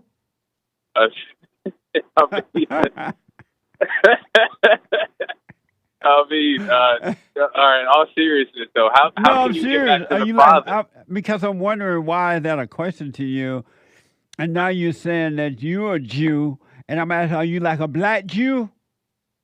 I mean, you could say that. Are you can can't, say that. but you can't. What you mean? Can you say But you're a black Jew? You say I can say you're a black Jew, but can you say that? Yeah, I'm pretty sure. Yeah. Are you a black Jew? Yeah, I'm a Hebrew. Are you a black Jew? We could say a black Jew. Yes. Are you a black Jew? I'm a black Jew. And so why you don't know the color of the Jews? I mean, who the real Jews are? Do you think you a real? You like one of those Hebrew Jews? Those like? I mean, are you one of those black Israelite Jews? That's what the scriptures say as it is written, right? Are you saying that's who you were one of those? I mean, Israelite, yes, sir. And do you believe in Jesus? Yes. Oh, okay. So what's your problem then? I was just asking, like, who are the real Jews? Like, because are you thinking that you're the real Jew? Yeah, man. And why do you think you're the real Jew? Historically, a lot of stuff was misplaced, right? What do you mean by that? Like, a lot of stuff was misplaced. But like, what made you, if it was misplaced, how do you know you're the real Jew? I mean, it's just going according to the Bible, right? But if it's misplaced, How do you know you're the real Jew? Because God misplaced the real Jews. What? Because God misplaced the real Jews, right? What do you mean by that? Like he scattered them to the four corners of the earth. I don't understand what you mean. Like in Deuteronomy, it says that like we were be put on ships. Like, why does it say that? Because that's the only way you could travel then. They didn't have airplanes. Say again? They didn't have airplanes back then. You could only travel by ship. Right. Or a donkey. But let me ask. Right. Why are you sure you're a real Jew? Why you keep asking right? Why you keep saying right? I mean, because when you look around, it just doesn't seem that way. Doesn't seem what way? Like that the people of God are the real Jews. So you're not the real Jew? Like what you mean? When you say you look around, it doesn't seem like the people of God are the real Jew. Are you saying that the black when you people, look at the the black people, right? Do they look like they're the real Jews? Right. Yeah, they don't look like it when you read the Bible and then look around. What does a real black Jew look like?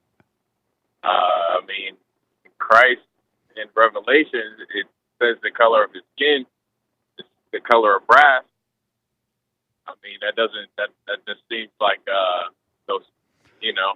But why is that important at all for blacks to think that they're the real Jew? Because first of all, why is that important to the blacks? They can't even live up being black. Why is that important? Because I think that might be the cure for them to be able to get their mind right. So when I ask what is wrong with the blacks, are you saying it's because they don't know they're the real Jew? Yeah. Oh, me. And how would that help them to know that? Because they can clean themselves up. Are you back on your Bluetooth or something? Yeah, I just switched back on the Bluetooth. I'm saying that the people could clean themselves up if they knew who they actually were. What do you mean? You don't think so? Do you wear those black Hebrew Jewish clothes like? I mean, according to the scriptures, I mean that's the thing. Do you wear those things? Say again? Do you, as a black Hebrew Jew, Israelite Jew, do you wear those clothes things, those weird clothes? What do you mean, like the weird clothes? Like they're going how to they war. Wore, like how they wore back in the day. Do you wear those things? I don't have any. Oh, good. Is that bad? It's neither bad nor good. I just wonder if you wore those. Let me real fast. Was Jesus black or Jewish? He was Jewish. So he wasn't black. I mean, that's a give. I mean, I see what you're asking, but I mean, real fast. Was Jew. Jesus black or Jewish? He was a Jew. So he wasn't black. No. I'll rest my case. Yeah, he wasn't black. Thank you, Christopher. I got to take a break. The hate news coming, not the fake news. I'll be right back. You know, I'm 32 years old now, and I've been clinically depressed since I was 17 years old. And ever since I started listening to you a couple of months ago, bro, I don't even need to hear the word depression. I don't even care about that because that's not anything that I identify with anymore. Nice. I'm 100% cured. I'm 100% better because I've been listening to the Jesse Lee Peterson show, and I can't even begin to tell you how much I appreciate you. And I just can't even, begin to tell you how much I really appreciate the things that you're doing for young men. Young men need to hear this, and young men need to know this message that you're delivering because it's important. It's vital to their lives, Jesse. I just wanted to let you know that, man. That's amazing. I mean, you made my day, man. When I hear one soul has returned to the Father, it's like 1,000. It's better than silver and gold. So God bless you, man.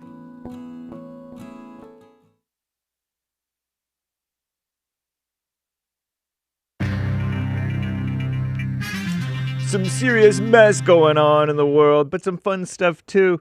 There's a battle over Trump using the National Guard to clean up the riots over here in Los Angeles with the anti-ICE riots. Remember those? The insurrections? A month or two ago. And Texas redistricting drama ongoing. Extreme weather, more than 10 million people across the Midwest on flood alerts. And there was flooding in Central Texas or wherever that was, remember a few weeks ago? Something like that. A volunteer said he found dinosaur tracks while removing debris in Central Texas. Real or hoax? Interesting. And then there's this woman named Katie Miller, wife of one of my top 10 favorite Jews, Stephen Miller. Katie Miller is starting a podcast. Oh, no. And she's going to sit down with Vice President J.D. Vance. That's nice. It's a podcast for conservative moms. And, hey, it's Stephen Miller's wife. I have to, support. Because Stephen Miller is, my favorite person. Anyway, $9 million paid to a man who was partially paralyzed from the waist down after getting shot in the back by a cop who said, "Oh, it was just a taser," but no, he actually shot him in the back in 2018, a traffic stop. What a mess, huh? He's the bad guy and had to do something crazy, and then the cop did something wrong in the midst of the bad guy doing wrong, and then the city has to pay him. What a mess, or the state. Anyway. But it's terrible. I wouldn't want to be partially paralyzed just for doing wrong and struggling with the cop. Not that I would want to do that. Anyway, Tom Hanks did a tribute because he played this guy who died this NASA guy who died in Apollo 13 back in 95. And so rest in peace to that NASA guy. NASA does not mean lies or to deceive in Hebrew. That's fake news. I looked it up on the internet. The fact checkers, the liberal fact checkers said you guys are wrong. And I believe them in this instance.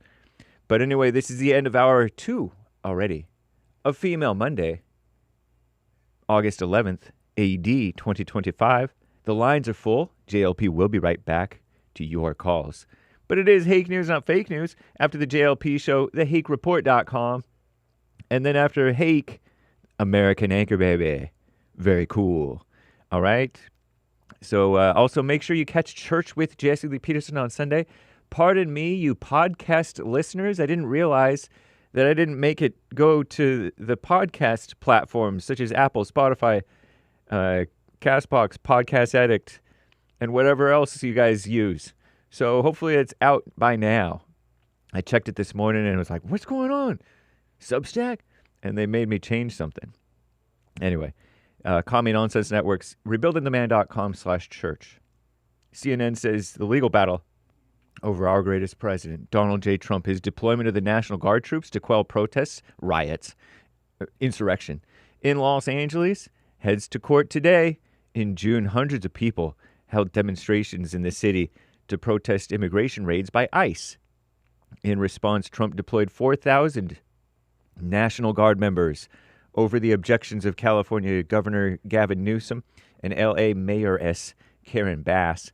Now, a judge will determine if Trump violated a 147-year-old law that allows the president to federalize the Guard during times of actual or threatened rebellion or invasion, or whether regular forces can't enforce U.S. laws. Newsom's attorney said Trump illegally made an unprecedented power grab and blah, blah, blah, blah, blah. What a mess.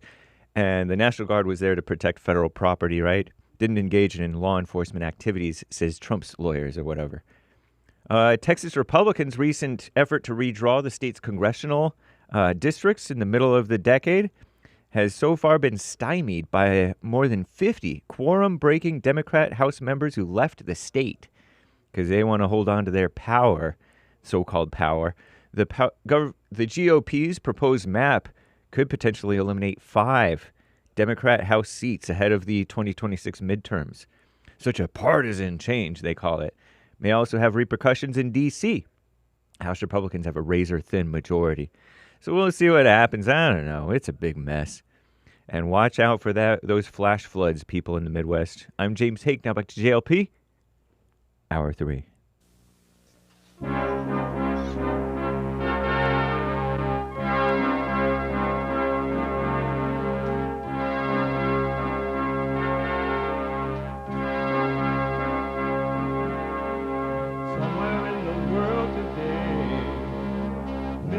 have to stand up strong, face the truth about themselves, to understand what went wrong. I know we can find a way. I know we can find a way. I know we can find a way to stand up, stand up, stand up.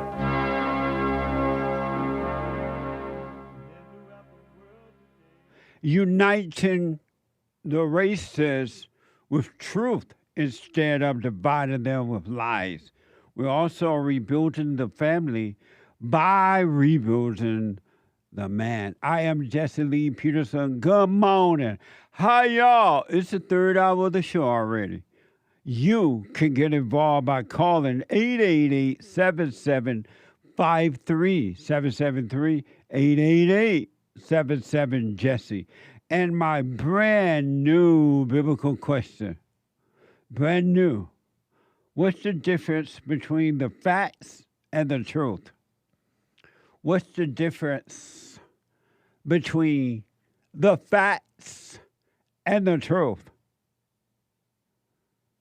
Amazing. We have every way that you can watch and support the show listed on jesseleepeterson.com/show, jesseleepeterson.com/show. And if you're out and about, doing whatever it is you're doing, and you just don't have time to sit and watch the show, you can podcast, and you can be listening on your iPhone or iPad by calling the listen line on TalkStream Live at 605-615-4131. 605-615-4131. And to donate and have your comments read out loud, go to Buy Me a Coffee. buymeacoffee.com/JLP Talk. buymeacoffee.com/JLP Talk or Bond JLP Cash App. Bond JLP Cash App. And we're going to get to your super chats here soon, pretty soon. And but for now, it's Monday. And I love Mondays because rainy days and Mondays always build me up. And Mondays is and will always be Female Monday. All my life, I had to fight.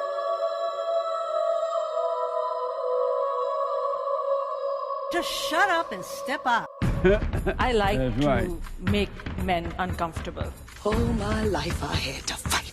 Let women take over. Some of us believe that women are getting paid less than men. I proudly say I'm a feminist. Thank you. Deep in their soul, they want to be home with those babies. We've been lied to for so long. One thing, amazing. One thing I want to tell you, it is a spiritual battle, right versus wrong, good versus evil. And I want you to know, do what you want with it, though. For those who want it, it's for you. Those who don't, suffer and die. Live in your misery, live in your hell, and die in your hell. But the one thing I want you to know that all good gifts are from God. All good gifts are from God. And God would never give you anything that would bring you problems. If there are problems with the gift, it's not from God. For an example, if you're in a relationship, man and woman relationship, dating or married, engaged or married, and you're fighting, period, it's not from God. It's not from God, it's from hell. If you're in a relationship any form of a relationship, business form, friendship form, parents, children form, any form of a relationship, marriage, and you got to put any effort at all in making it work or trying to make it work, it's not from God because it's not a good gift. You're trying to make it be a good gift by fighting and licking boots, kissing boots, trying to make it work. It's not from God. And the more you try to make it work, the worse it gets because that relationship is not from God. It's straight out of hell. And that's why you try to make it work. There's no love in it. It will not last until death do you part, not natural death. You know, a long death, 80, 90, 100 years old, whatever. If you got to make a relationship work, if you're fighting, if you got to bring home flowers to prove that you love, or you got to, women, you got to make those crazy sacrifices to prove that you love, then it's not from God. And you're never going to have perfect peace in that relationship. That's why I want you to know there's a thing that truth will not do. It's never going to bend for you. It's not going to change anything. It will just let you suffer because you're outside of that truth. And you're listening to evil. Because when you're outside of truth, the only thing that's left is evil. And all your gifts are from evil. He says those like relationships and things that you try to make work. And everybody and their mama, if you're black, and everybody and their mama, if you're white, are fighting. You're fighting. Why? Because it's not from God. It's from evil. And you're trying to make something be that it should not be. If you got to fight, you need to walk away. If it's not happening naturally without your help, it's not meant to be. Even though if you got married, you said, I promise to death do your part, to love, to honor, to obey, to good and the bad, the sick and the well, and whatever you say, you're lying. God is not in it, even though you may do it and say it in a church or in a Catholic place or Allahu Akbar church or whatever. It's not from God. Just know that anytime you got to fight or argue or put anything into a relationship, it's straight out of hell. You try to make hell become heaven, and it won't. It will always be hell. Because things come from God are good. They're already fixed. You don't need to fix it. For an example, there's something called domestic violence, right? Made up word by the children of the lie. It's just another made up word so that women can get away with destroying men, and men are told not to fight back. Let the woman beat you up, take your children, do whatever she wants. Those relationships are not meant to be. WPLG is reported. Reigning world champion 100-meter sprinter Sha'Carri Richardson was arrested last weekend for allegedly assaulting her boyfriend in the Seattle-Tacoma International Airport. Watch this from X and King 5 Seattle. Olympic gold medalist Sha'Carri Richardson was arrested at SeaTac Airport accused of assaulting her boyfriend. It happened on Sunday. A police report shows the Olympic sprinter and her boyfriend, fellow Olympian Christian Coleman, got into a heated argument while leaving security. According to the police report, Richardson pushed Coleman multiple times, once into a column. She was arrested for domestic violence assault and booked into jail, released the next day. Coleman declined to press any charges. Amazing, huh? That's not from God. He should have left it at that. If that's true, He should have left her at the airport and never looked back again. It's only going to get worse. It's only going to get worse.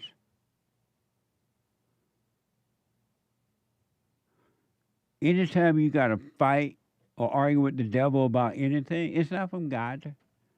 Her boyfriend responded to the situation during a press conference. Watch this. You know what I'm saying? I feel like it was just a sucky situation all around. Like, I don't feel as if, like, she should have been arrested. People have discussions and emotions and stuff like that. And she have, like, things that she need to work on for herself, of course. And I'm the type of guy, like, I'm in the business of just, like, extending grace and mercy and love. Like, I just look at, like, situations like this to just, like, you know, take a step back, analyze yourself mentally, and then just try to see what you can do to be your best self so that you can be the type of person and a human that God needs you to be for his kingdom and for his glory. She's a human being and a great person. And I feel like, you know what I'm saying, like we've been able to be like really good teammates like all year. And I hate that narrative too because, you know, us coming together, like we're just two like real dominant personalities. And she's, to me, the best female athlete in the world. Like I see it every day. She just has a lot of things going on and like a lot of emotions and forces going on inside of her that like, not only I can understand, but you know nobody can because she's one-on-one. I know everything is happening in God's plan. All he's doing is making up excuses for evil, and it's only going to get worse. And God's plan is not in there at all. What he's doing has nothing to do with God. That's the attitude of man-made Christianity. There is a man-made Christianity. Remember the woman that was hugging a man in the courthouse saying, "Oh, yeah, I forgive you for killing my husband." That's a man-made Christianity. Poor guy, lost. He's asleep, he can't see. He's just going to suffer more. And made up excuses and say that God is in it, and God has nothing to do with it, period. God's gifts are good. And when God brings man and woman together as husband and wife, they don't fight. They don't have to put anything into the relationship. It will happen naturally. It will happen naturally. You definitely don't have, if this is true, you don't have your girlfriend yelling at you in the airport, or anywhere else, really. It's not from God. And the truth is not going to change because you call that the truth. It'll just let you suffer. Oh, okay, be dumb. Have pain. Here's an extreme case of so-called domestic violence from WSB TV. Somebody by the name of Shakyia Perkins has pleaded guilty to the murder of her wife, or is that a mistake, or his wife? Shakyia is a man or a woman. So how can it be her wife? According to this story, WSB TV, Shakyia Perkins pleaded guilty to a murder of her wife, Corneshia Perkins, after retrieving a gun moments before the crime in November of 2022. WSB TV, watch this. Look closely. For the first time, we're seeing video of a woman retrieving a gun moments before she murdered her wife. She's now pleaded guilty to the crime, and Channel 2 investigative reporter Mark Winnie is live in Midtown Atlanta. Mark, there were allegations of domestic violence before the murder, but that suspect got out on bond. Yeah, a prosecutor with the Fulton County DA's Domestic Violence Division says his experience looking at abusive relationships shows how often victims sadly stay in or return to a relationship even as the violence escalates. In the Perkins case, it is a wife who kills her wife. There had been escalating violence. In November 2022, Shakyia Perkins shot out of the house she shared with her wife, Corneshia Perkins, stalked to her car, and came back with a gun in her left hand. Then Shakyia shot Corneshia in the head and killed her. says Fulton County Senior Assistant District Attorney Travis Thomas. He says last month Shakyia Perkins pled guilty to murder and more. She ultimately pled to life with the possibility of parole. She admitted everything. So two women in a relationship can be domestic violence too. Which one is the man? Who's one do?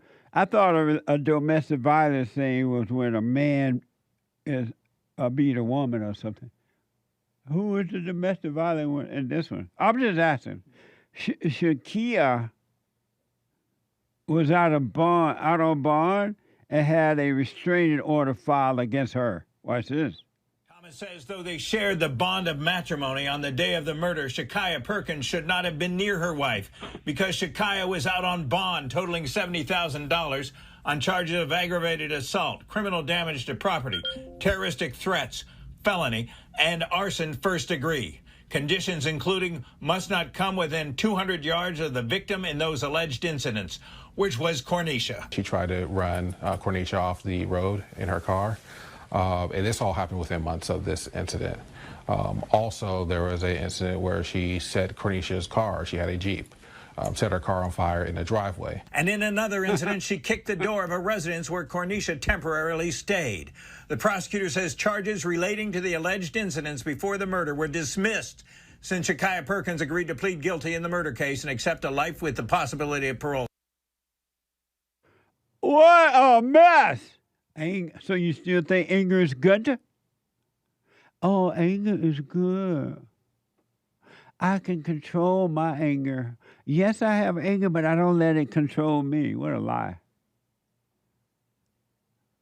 Anger controls the way you think, the way you feel, and the way you act.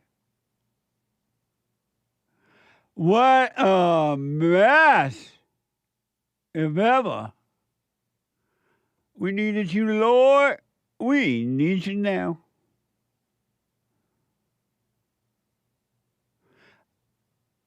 One other quick thing for now.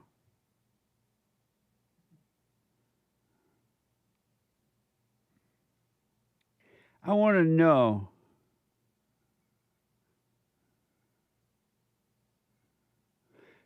I guess on this YouTube channel, can you tell the difference between reality and AI?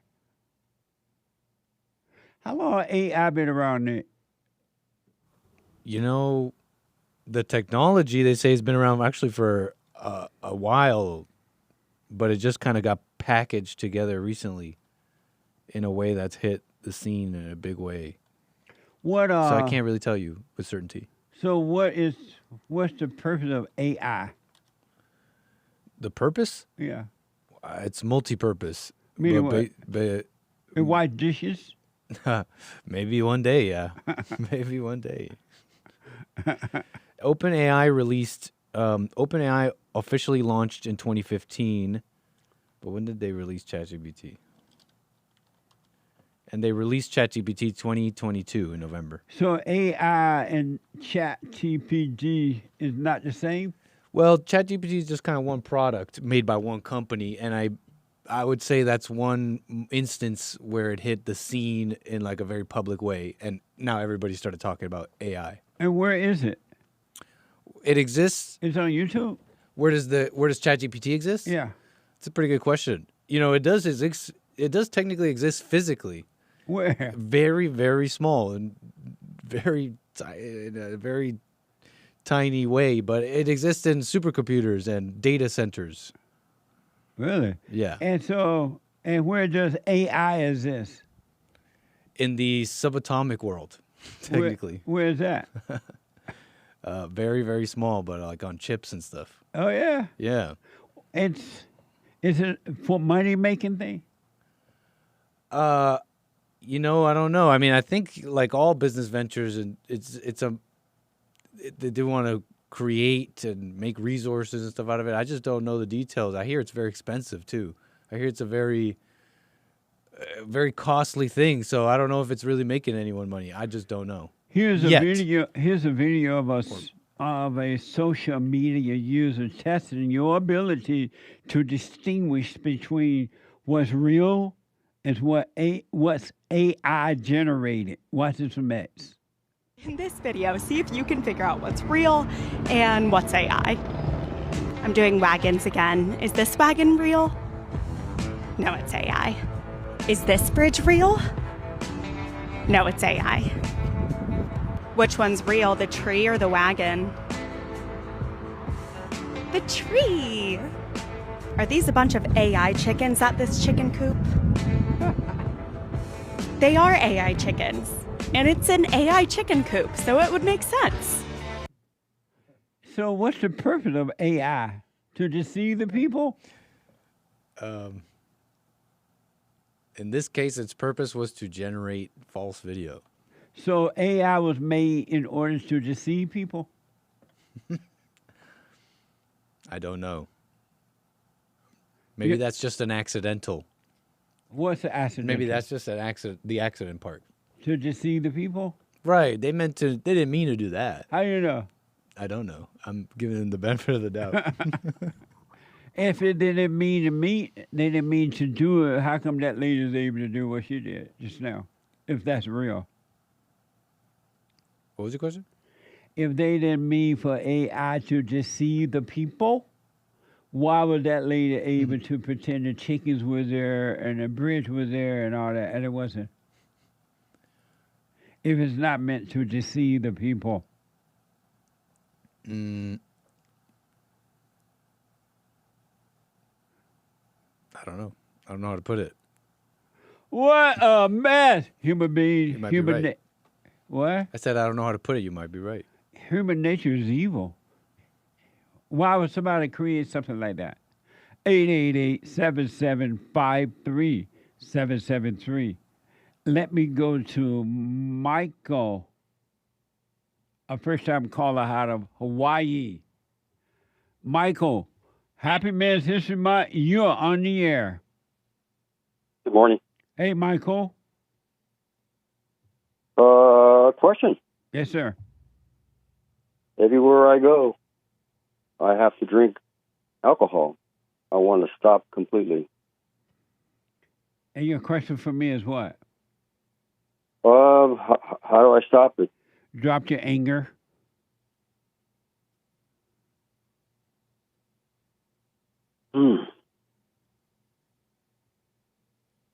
Just drop the anger. Yes. So I'm running around with anger, basically, or what? 100%. And you have conflict, and you're trying to cover up the conflict to feel better by drinking. Drop the anger, you can overcome all things.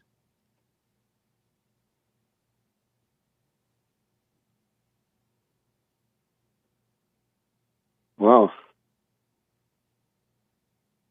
So where is my anger coming from? Your mother. You became like your mama. My mom has never, ever drank in her life. Right, because she destroyed you. Her drinking came from destroying you. Recreating you in her image.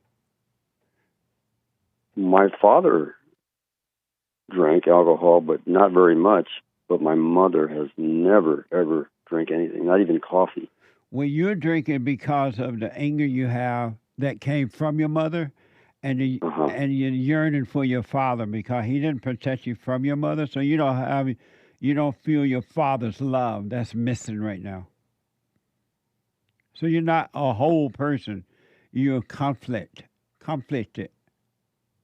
But if you drop the anger, there would be no need to drink, and if you did drink, it would be in moderation. It wouldn't be to run away from anything because you would be whole. You got to forgive your mother so God can forgive you and take away the spirit of anger who was in your mother and give you perfect peace. It's not going to happen any other way. And you may stop drinking, but you'll find something else to take the place of it. And it won't be peace.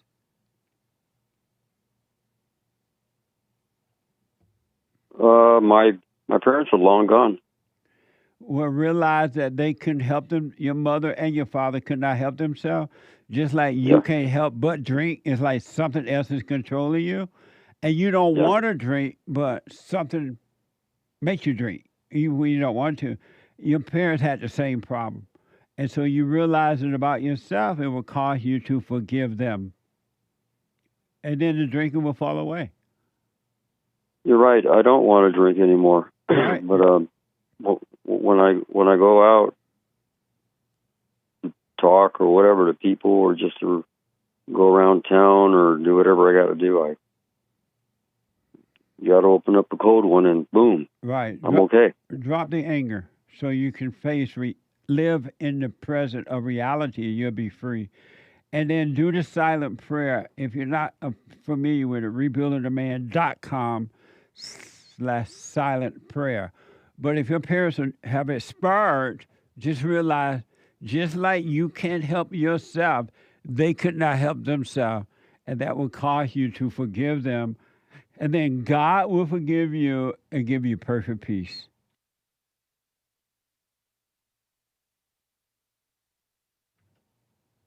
Because right now you're being controlled by evil. All human beings, until they overcome, are controlled by evil. You're not in control of anything. Evil. Yeah. Your thoughts are not your own. Your feelings are not your own. They are controlling you, and you think that is you when it's really not you. Do you suggest I read the Bible? If you want to. But you can read the Bible till the cows come home. But if you don't forgive, you're still going to be enslaved. People who read the Bible have no perfect peace at all. They're miserable. They're waiting to die, thinking that when if they get to heaven, all of a sudden everything's going to be fine. They don't know whatever they live right here on earth, however they drop their bodies where they're stuck. So just because you read the Bible doesn't mean you're going to forgive. What do you mean by they're going to be stuck when they drop their bodies? What do you mean? What do you mean by that? The hell that they have on earth, they're going to still have it when they drop the body, when they die. When they die, they're still going to have... Because anyone that has anger is in hell. You're living in hell.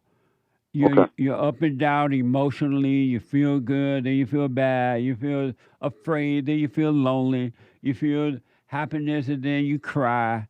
You're living in hell. Anyone that has anger, resentment, is living in hell. Mm-hmm.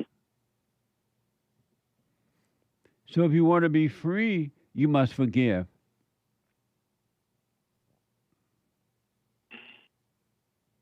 So my parents are gone. Right. How do I forgive them? By realizing that they can help themselves. In the same way that you can't help yourself, something else is driving you to do the things you don't want to do and preventing you from doing the right thing that you want to do. They had the same problem. You became like them.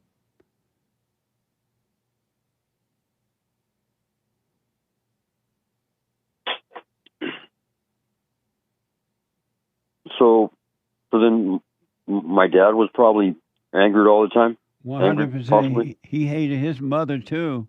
That's why he ended up marrying your mother, and your mother became his mother, and he didn't know how to deal with your mother, so he got drunk.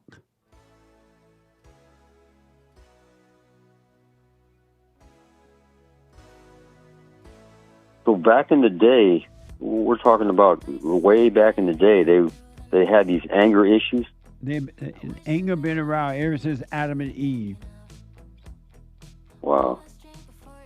But Christ came so that you can overcome anger by forgiving others. Mm-hmm, mm-hmm. I got a rubber, Michael. Do the silent prayer. Forgive. Do the silent prayer. You shall be free. Let me know how it goes. Do you have counseling? I do. Go to rebuildingtheman.com or call 800-411-BOND. 800-411-2663 to set up an appointment, all right? Is it phone counseling or is it I can come in? Hold on. The treasure chest is now open on D-Live and scratch off on PO.net. Back in a moment. I'm an observer. And as soon as something don't go their way, they get mad. I'm like, what the? If you overreact, folks, remember to do that. Don't overreact. And when you get mad, it's your problem. It ain't your wife's problem, your husband's problem, your neighbor, your friend, your preacher, your teacher. It's your problem. Why you think you tick? It didn't go your way or the way you think it should go. Don't have a way you think it should go. Let life just happen. Thoughts make you think that life should go the way you want it to go. And if it doesn't, if someone don't do or say or act the way you think they should act, you hate them. And then you blame them for being mad. It's the darndest thing I ever seen. But it's amazing to see it. So relax.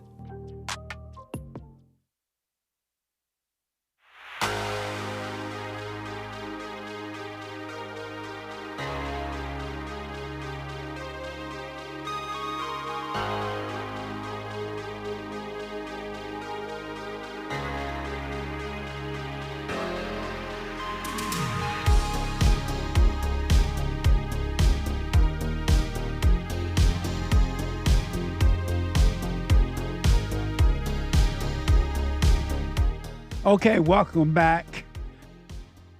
So the Hake Report is coming up at the top of the hour from 9 to 11 a.m. Pacific time, and James Hake is on fire. The guy with the good hair, he ain't afraid of no blacks. Oh, amazing. And after the Hake Report, the American anchor baby, flying high of natural energy given to him by God. He's the only man on the planet who learned how to fly an airplane on Google.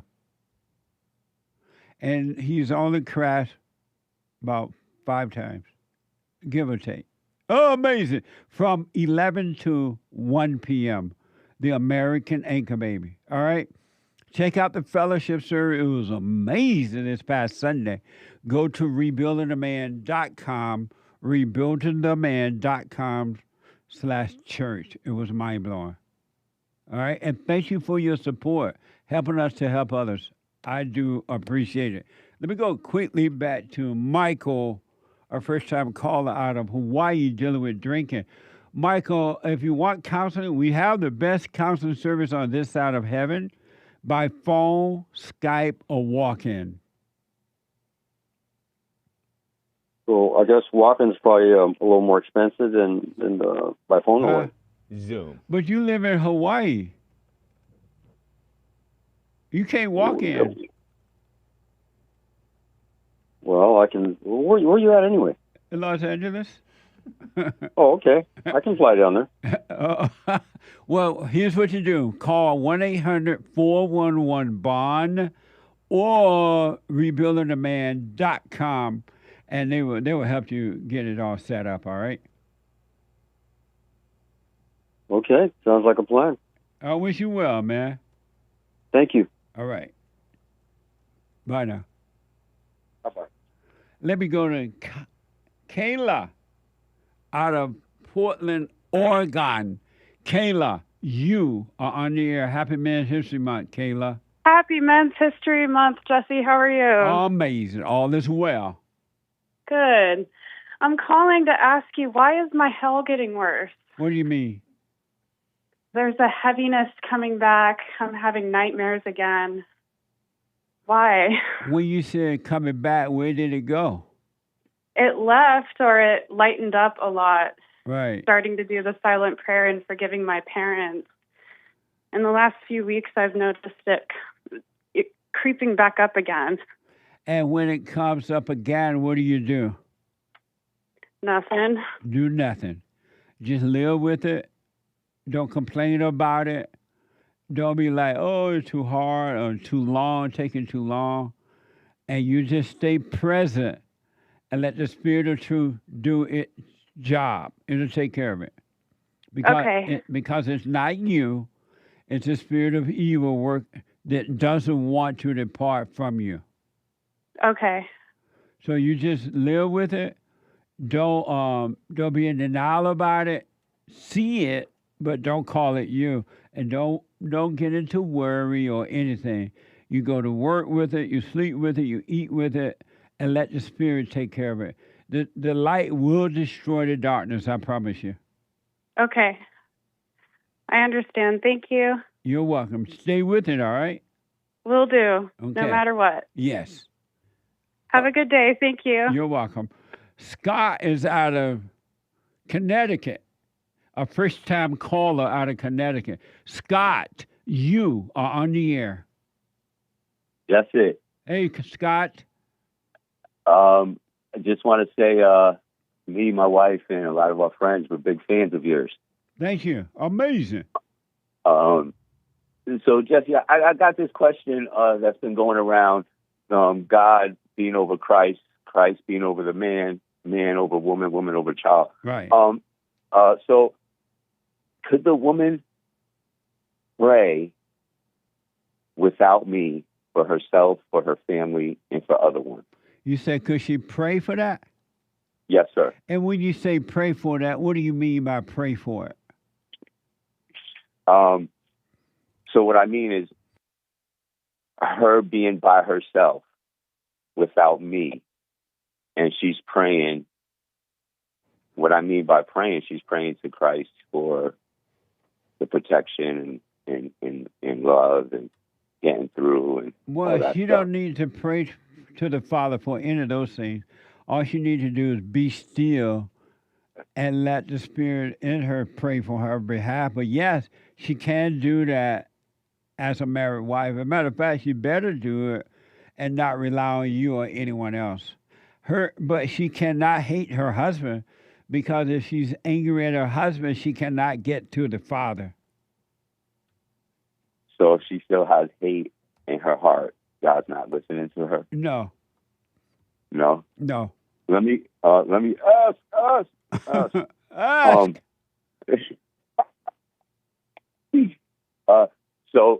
So you believe that she has to come with me in prayer for our family and for the future, for our lives? No.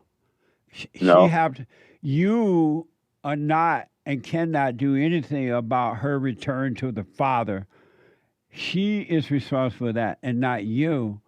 And then you are responsible to return to the Father. She cannot do anything about that. Your job, and only you are responsible for that. Your job, if you're married, is to make sure your family is fed, have a roof over their head, and be the light to the family. But you cannot do anything for your wife spiritually. So even if I'm walking in Christ the right way, I can't do anything spiritually for my wife? Not at all. Even if Christ was walking down, come down there to visit you, and had dinner and stayed over the weekend, and he had on a white robe and long hair, there would be nothing you could do.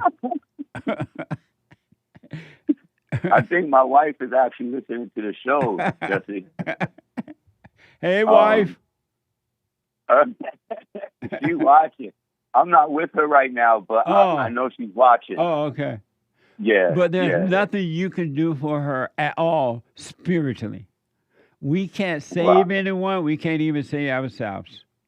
And that's in Scripture? Yes. Of ourselves, we can do nothing, and of ourselves, we know nothing.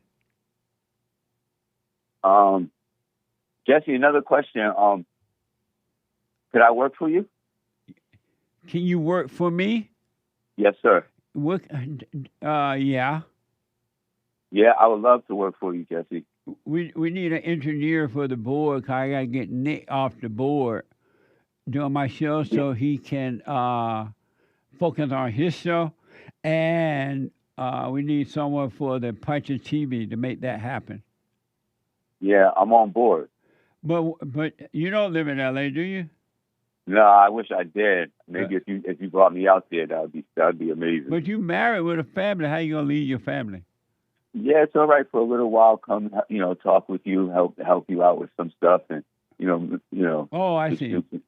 Yeah, just for a little while. Send your information to producer@jesseleepeterson.com. Your contact and what you can do to help us.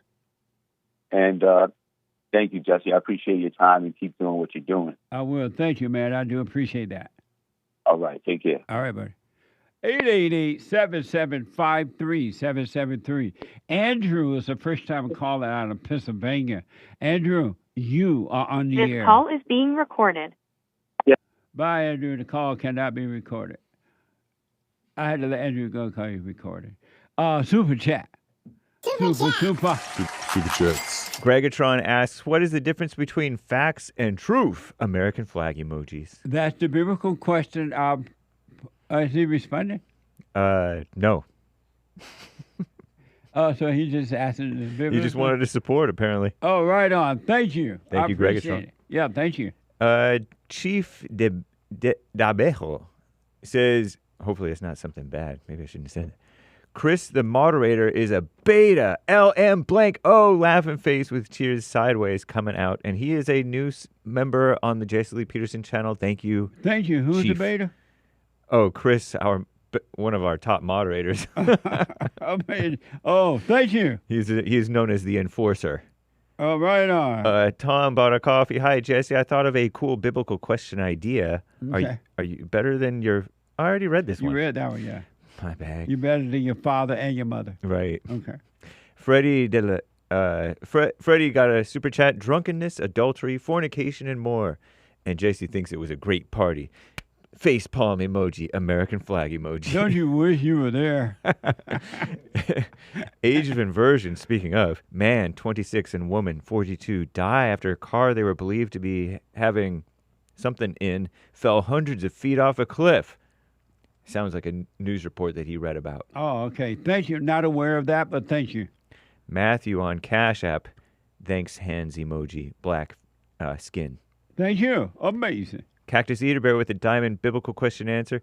What's the difference between the facts and the truth? You can know the truth without knowing the facts. Cactus Eater Bear. Amazing. Thank you. I'll put my 2 cents in on Sunday. Matt 1776 gifted the cookie. Good morning, fam. Heads up. Going to be a small buffer in the pilled.net stream.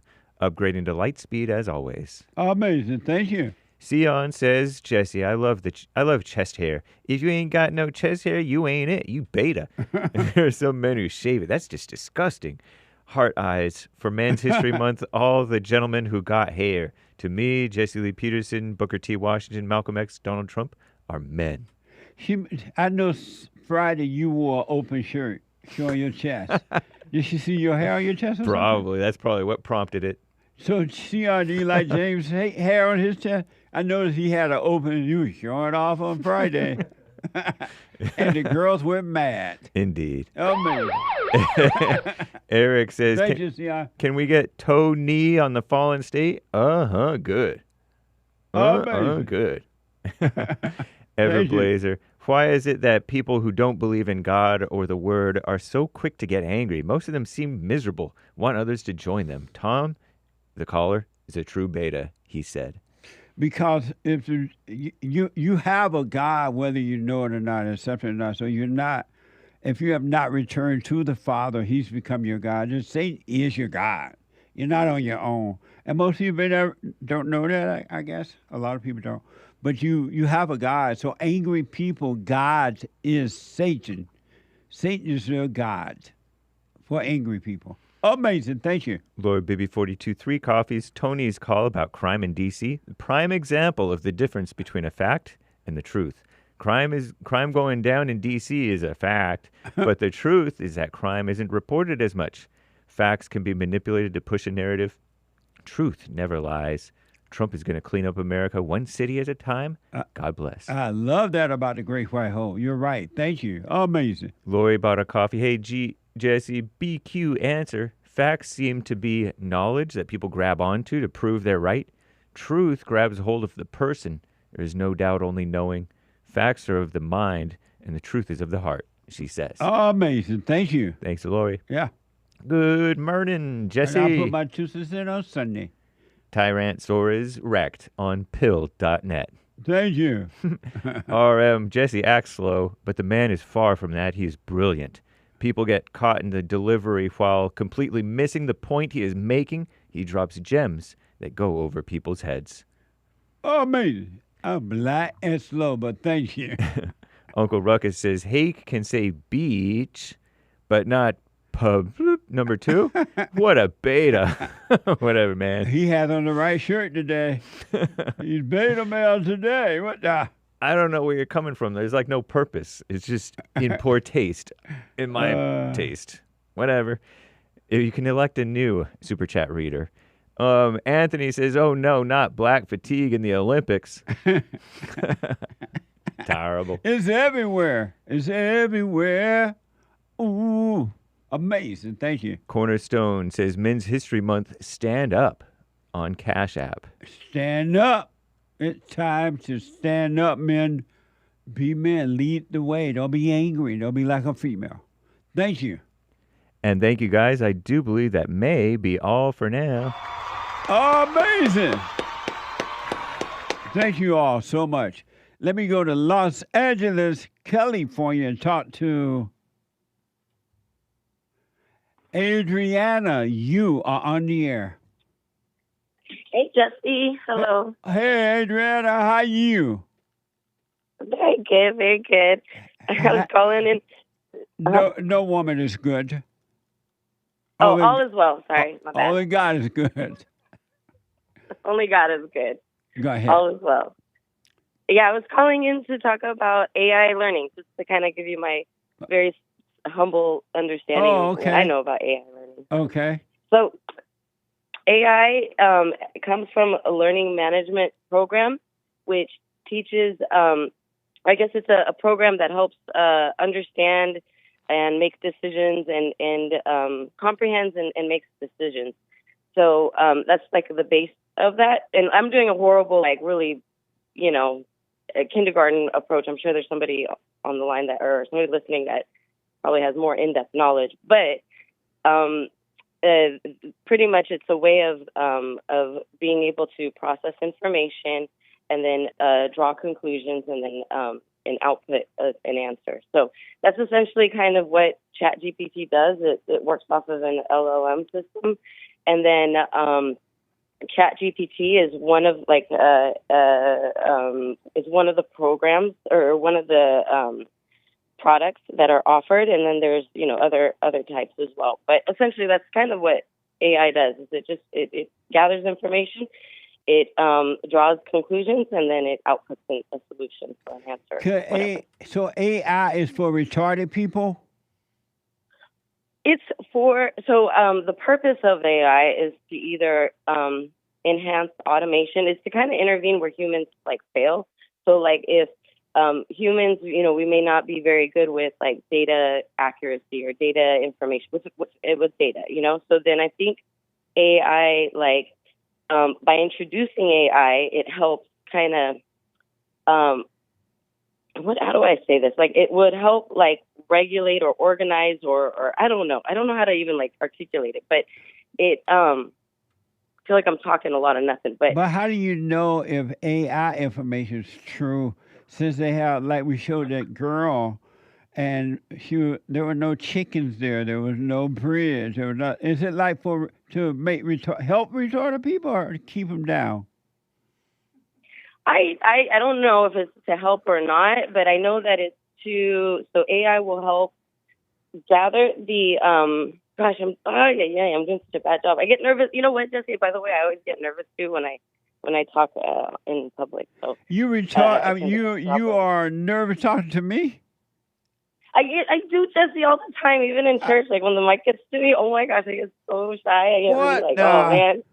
So let me ask you I honestly know I ramble a lot. I ramble a lot and I talk fast and I'm all over the place and my thoughts are everywhere. So you should slow down and be aware of yourself speaking. That will change. I promise you that.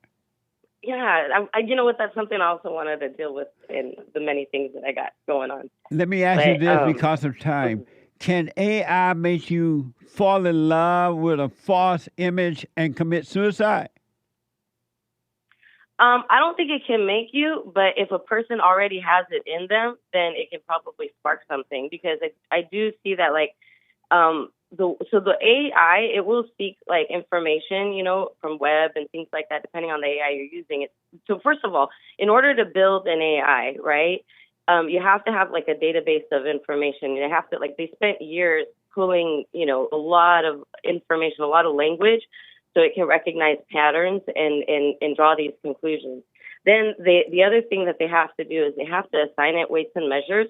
So, like, every kind of node of information that it concludes, it's assigned like a weights and measures. So, and then that weights and measures helps it draw conclusions. So the machine learning, whatever the AI, it's able to take all of those weights and measures and then create a conclusion, and then that's the output. So that weights and measures that drive me initially. crazy. Oh, that information. Yeah, but let me ask you this. Here's an NBC story, NBC4.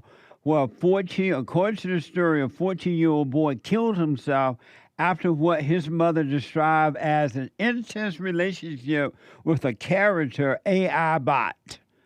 For the boy, it felt real. His mother told his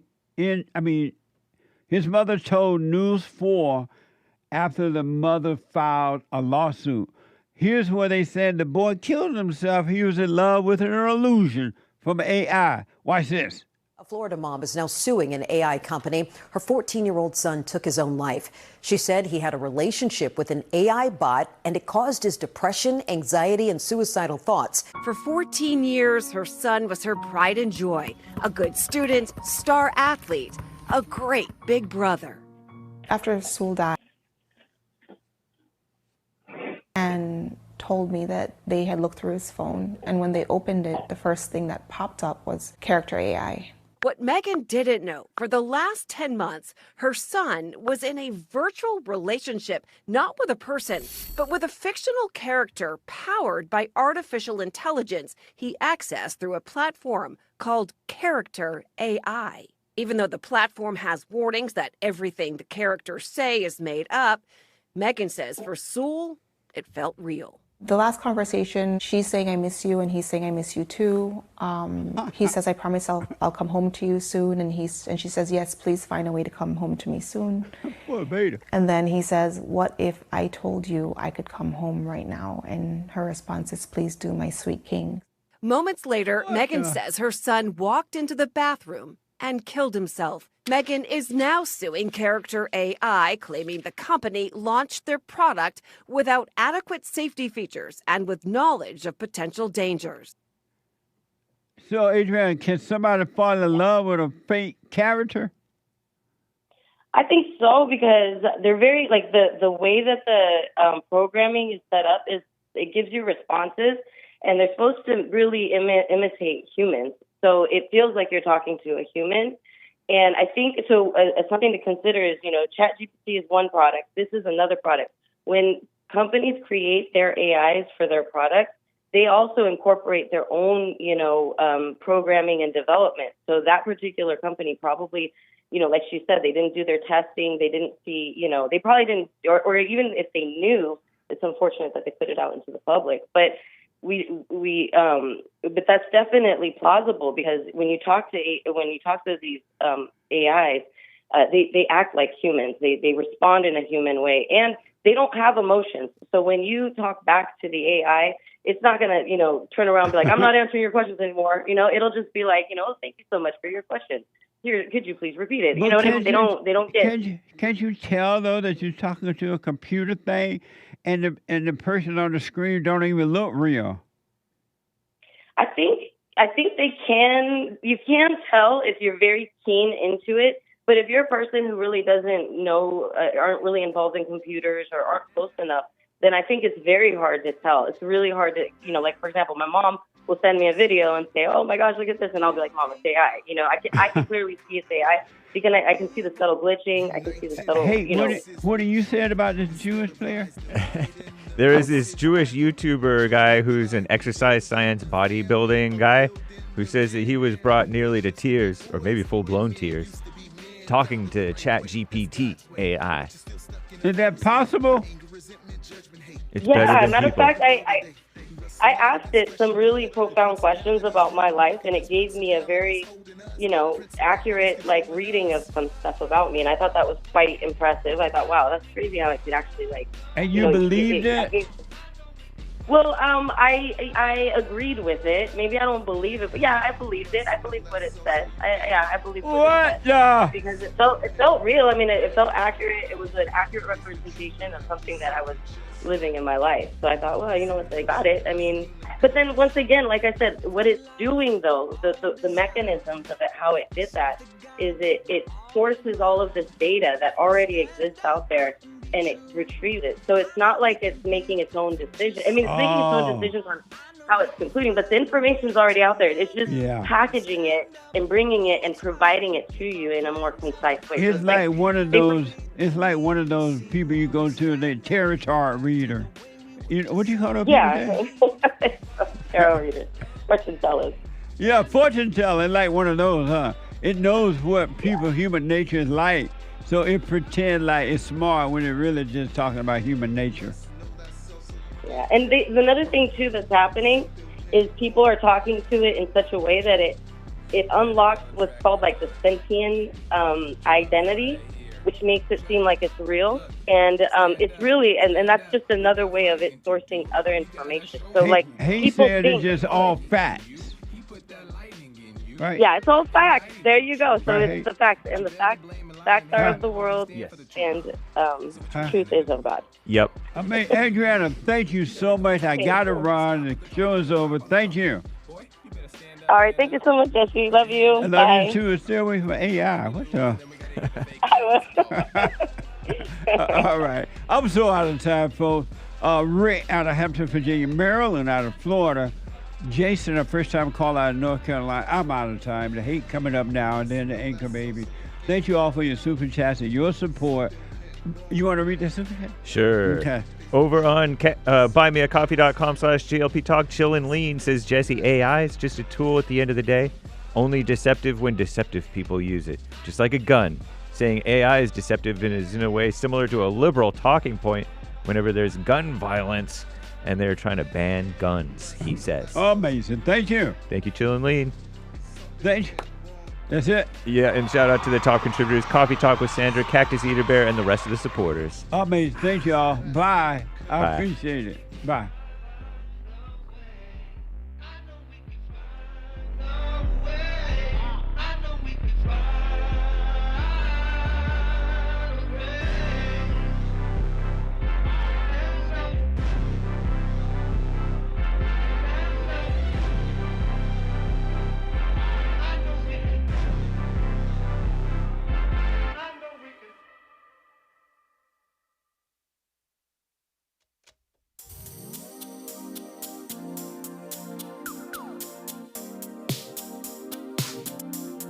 The views, information, thoughts, and opinions expressed during this show are the individual's own and do not represent the views, thoughts, and opinions of the JLP Network or Bond. Their appearance on the program does not imply an endorsement of them or any entity they represent. The material and information presented here is for general information purposes only. The JLP Network and Bond name and all forms and abbreviations are the property of its owner, and its use does not imply endorsement of or opposition to any specific organization, product, or service.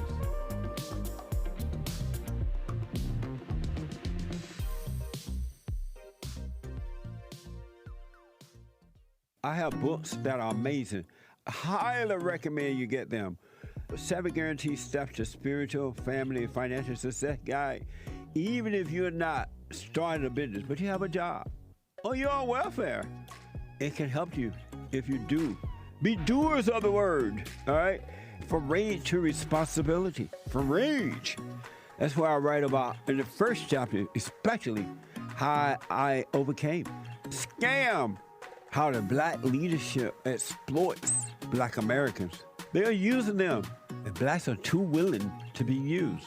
And then my last book, The Antidote. Healing America from the Poison of Hate, Blame, and Victimhood. They are all amazing books, and they are helpful.